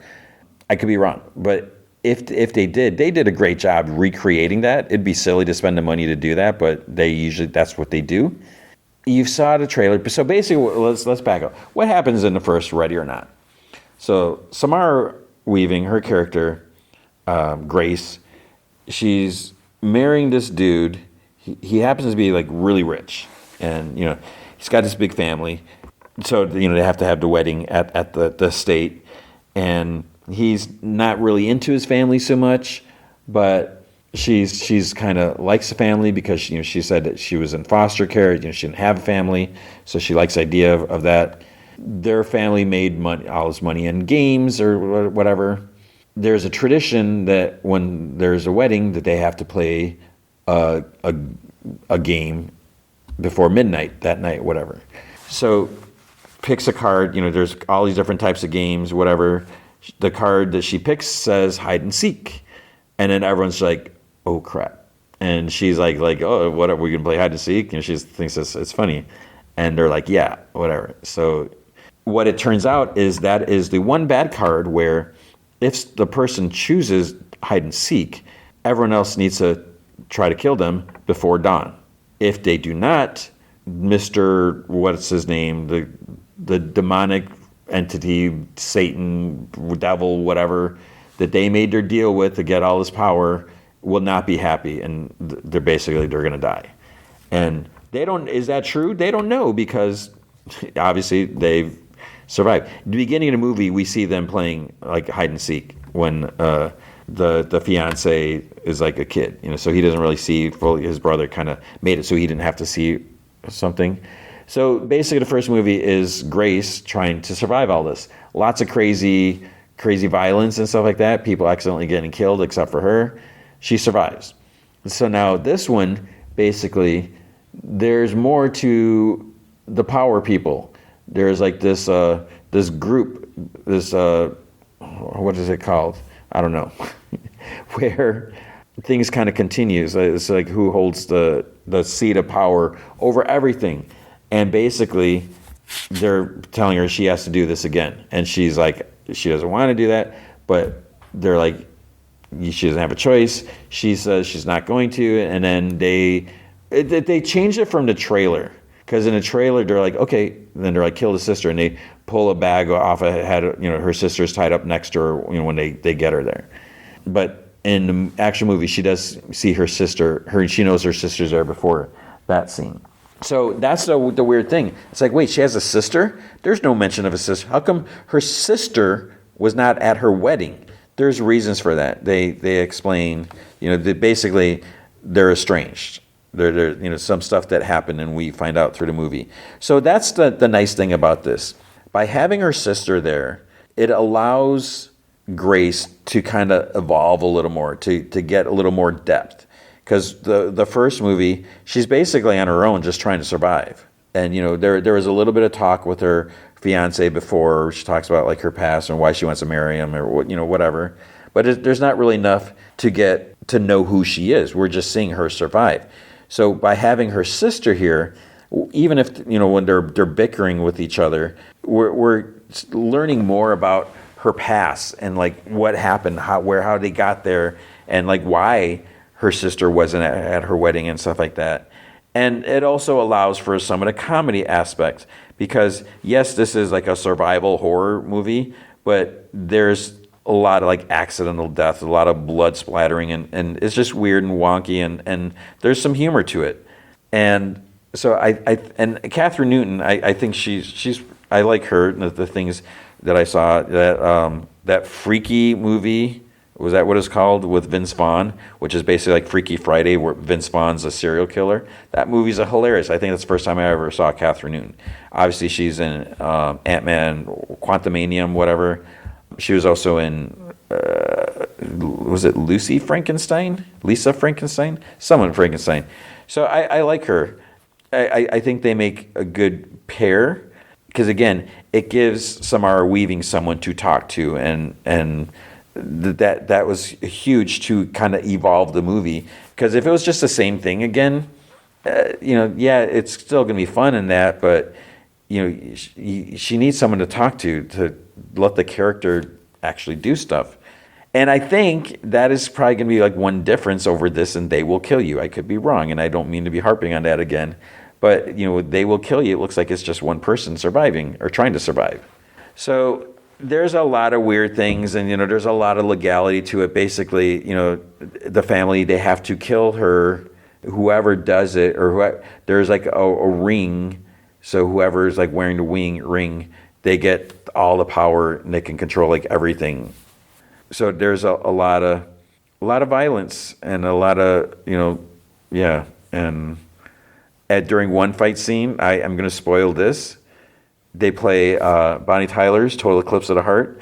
It's such a cheesy, great song, and it was so good to hear it in the movie, and it just, yeah. So just little things like that. I mean, it's so easy. Take like a song that there's some sort of nostalgia, blast it during a crazy moment. I just had a lot of fun with it, and I don't think there's much more for me to say about it. I mean, if you definitely need to see the first one. It is on Hulu. If you haven't seen it, watch Ready or Not, and then watch Ready or Not 2. It's a lot of fun. It's very violent. There's some humor and all that. Rotten Tomatoes. So I don't think I mentioned. I don't know if yeah. So let's just compare. They Will Kill You on Rotten Tomatoes right now. It's still early, so this might change. It's at a 68%. The audience score is a 77%. So 68%, that's great for some movies. So that's at a 68%. Ready or Not 2, this just went down. It was a little higher. Right now it's at a 74%. I thought it was at a 75 before. But the popcorn meter is a 90%. So it is still early for They Will Kill You, but the audience is definitely liking Ready or Not 2 more than They Will Kill You, but that's probably going to change over the weekend. So yeah, I hope we can get another one. I mean, there's a potential for a third. The budget for this was $14 million. It, at this point, has made $15.1 million already. So that's like the preview. See, how much did it make on the preview? I think it was like $9 million. I just saw it. It made $9.1 million during the preview. Oh, wait, so 2.3 million in the United States, Canada, 2.8 million in other territories, for a worldwide total of 15.1. So as of now, it has made the budget, but they always say it needs to be 3 times the budget or 2.5 times or something like that. So that's after a week. I take that back. So it's been out for a week and it's made that. So it might not make much more than that. I was thinking of the other They Will Kill You just came out. So hopefully it makes some more. Are you listening? Who is it? Vincent Films, Mythology, or whoever, Radio Silence, Searchlight Pictures, release a steelbook, 4K steelbook for Ready or Not 2, and I will buy them. I don't think there's a 4K physical version of Ready or Not. It's only available digitally. I think I own it digitally, and like I said, it's on Hulu. But make a 4K steelbook, I will buy that. I will buy both of them. Heck, even if you do a steelbook 2-pack, which I'd rather have separate ones, I will buy the 2-pack or whatever. I will give you more money if you do that. Yeah, so it was a lot of fun. You should definitely see it. Watch the first one, watch the second one. And it's just, I feel like, things are so sucky in the world that even though this is a violent and kind of dark movie, it's still kind of fun. And, it is a great distraction. So you should definitely watch it. So that's all there is to say. I mean, I don't think there's any reason to harp on about it. And I definitely don't want to spoil things, but I enjoyed it. I was looking forward to this for the longest time. And this is a movie where I saw the trailer so many times. And usually because I go to movies every week, I often see the same trailers. And after a while, I'm just like, I just like tune it out. Or I'll be like, okay, whatever. I'm going to be on my phone until this trailer's over. They ask you not to be on your phone, but no one cares. But I would watch this trailer every single time. And I was so excited. And I'm glad. I'm glad it was good, that I was not disappointed. So definitely check that out. And I hope you are not disappointed with this episode, but that is going to be it for this week. So big thanks to Andrew Loken for being such an awesome supporter, a patient and awesome supporter. You can be a supporter by going to patreon.com/gmanfromheck. Any amount you can commit to will be awesome. If you commit at the Rick Jones tier or higher, you get access to the secret podcast from Heck, which is additional 30 minutes of podcast entertainment every single week. I've been doing the Silver Age, DC Comics, weird, wacky covers, looking at that. I'm probably going to do another one. I mentioned it last week's episode, where there was a backup story in the Super Merman issue of Superman, where he gets turned into a merman. There's a backup story, which I think we're going to do that this week, because it's important. In fact, a lot of facts. So you definitely come on board so you don't miss that. But if you can't commit to a monthly commitment, you can also help out by going to coffee.com/gmanfromheck. You can buy me a virtual cup of coffee or two. That is ko-fi.com/gmanfromheck. I just realized I forgot to talk about Superman Spider-Man comic that came out this week. So that was the one put out by DC. Marvel is doing a version in April, so next month, which is like just around the corner. I did not finish this Superman Spider-Man because it's so long, but maybe I'll try to remember to talk about it next week, because there's things that I want to say about it. I don't want to say it now because some people may have tuned this out, and I'm not going to go back and try to edit it because that's just too much work. So I'll try to remember to do that next week. Speaking of next week, so I mentioned the movie feature is going to be Super Mario Galaxy, and the first one was fine. Gorgeous, graphics, whatever you want to call it, CG graphics. Chris Pratt is Mario. I don't know. Jack Black. Just don't sing. I don't need singing in this movie. So I'm looking forward to seeing what they're going to do with it, and the Mario Galaxy. So it's like, okay, great, cool. And I'll let you know, just to tease. I'm gonna see another Screen X version of this. So when I saw that, after seeing Project Hail Mary, I was like, this was great in Screen X, but I don't think I really need this anymore. But then when I saw, Super Mario Galaxy and Screen X, there's going to be so much stuff on the side. If they, I don't know how much of the movie they'll have that on. But I was like, maybe I'll see this again. I'll do it one more time. So I will report on a Screen X version of Super Mario Galaxy, plus more Daredevil, more Monarch, more comics. And that's it, I think. I hope you're doing well. I hope you're taking care of yourself. Hope you're finding time to do fun things. And I hope you remember to be good to each other.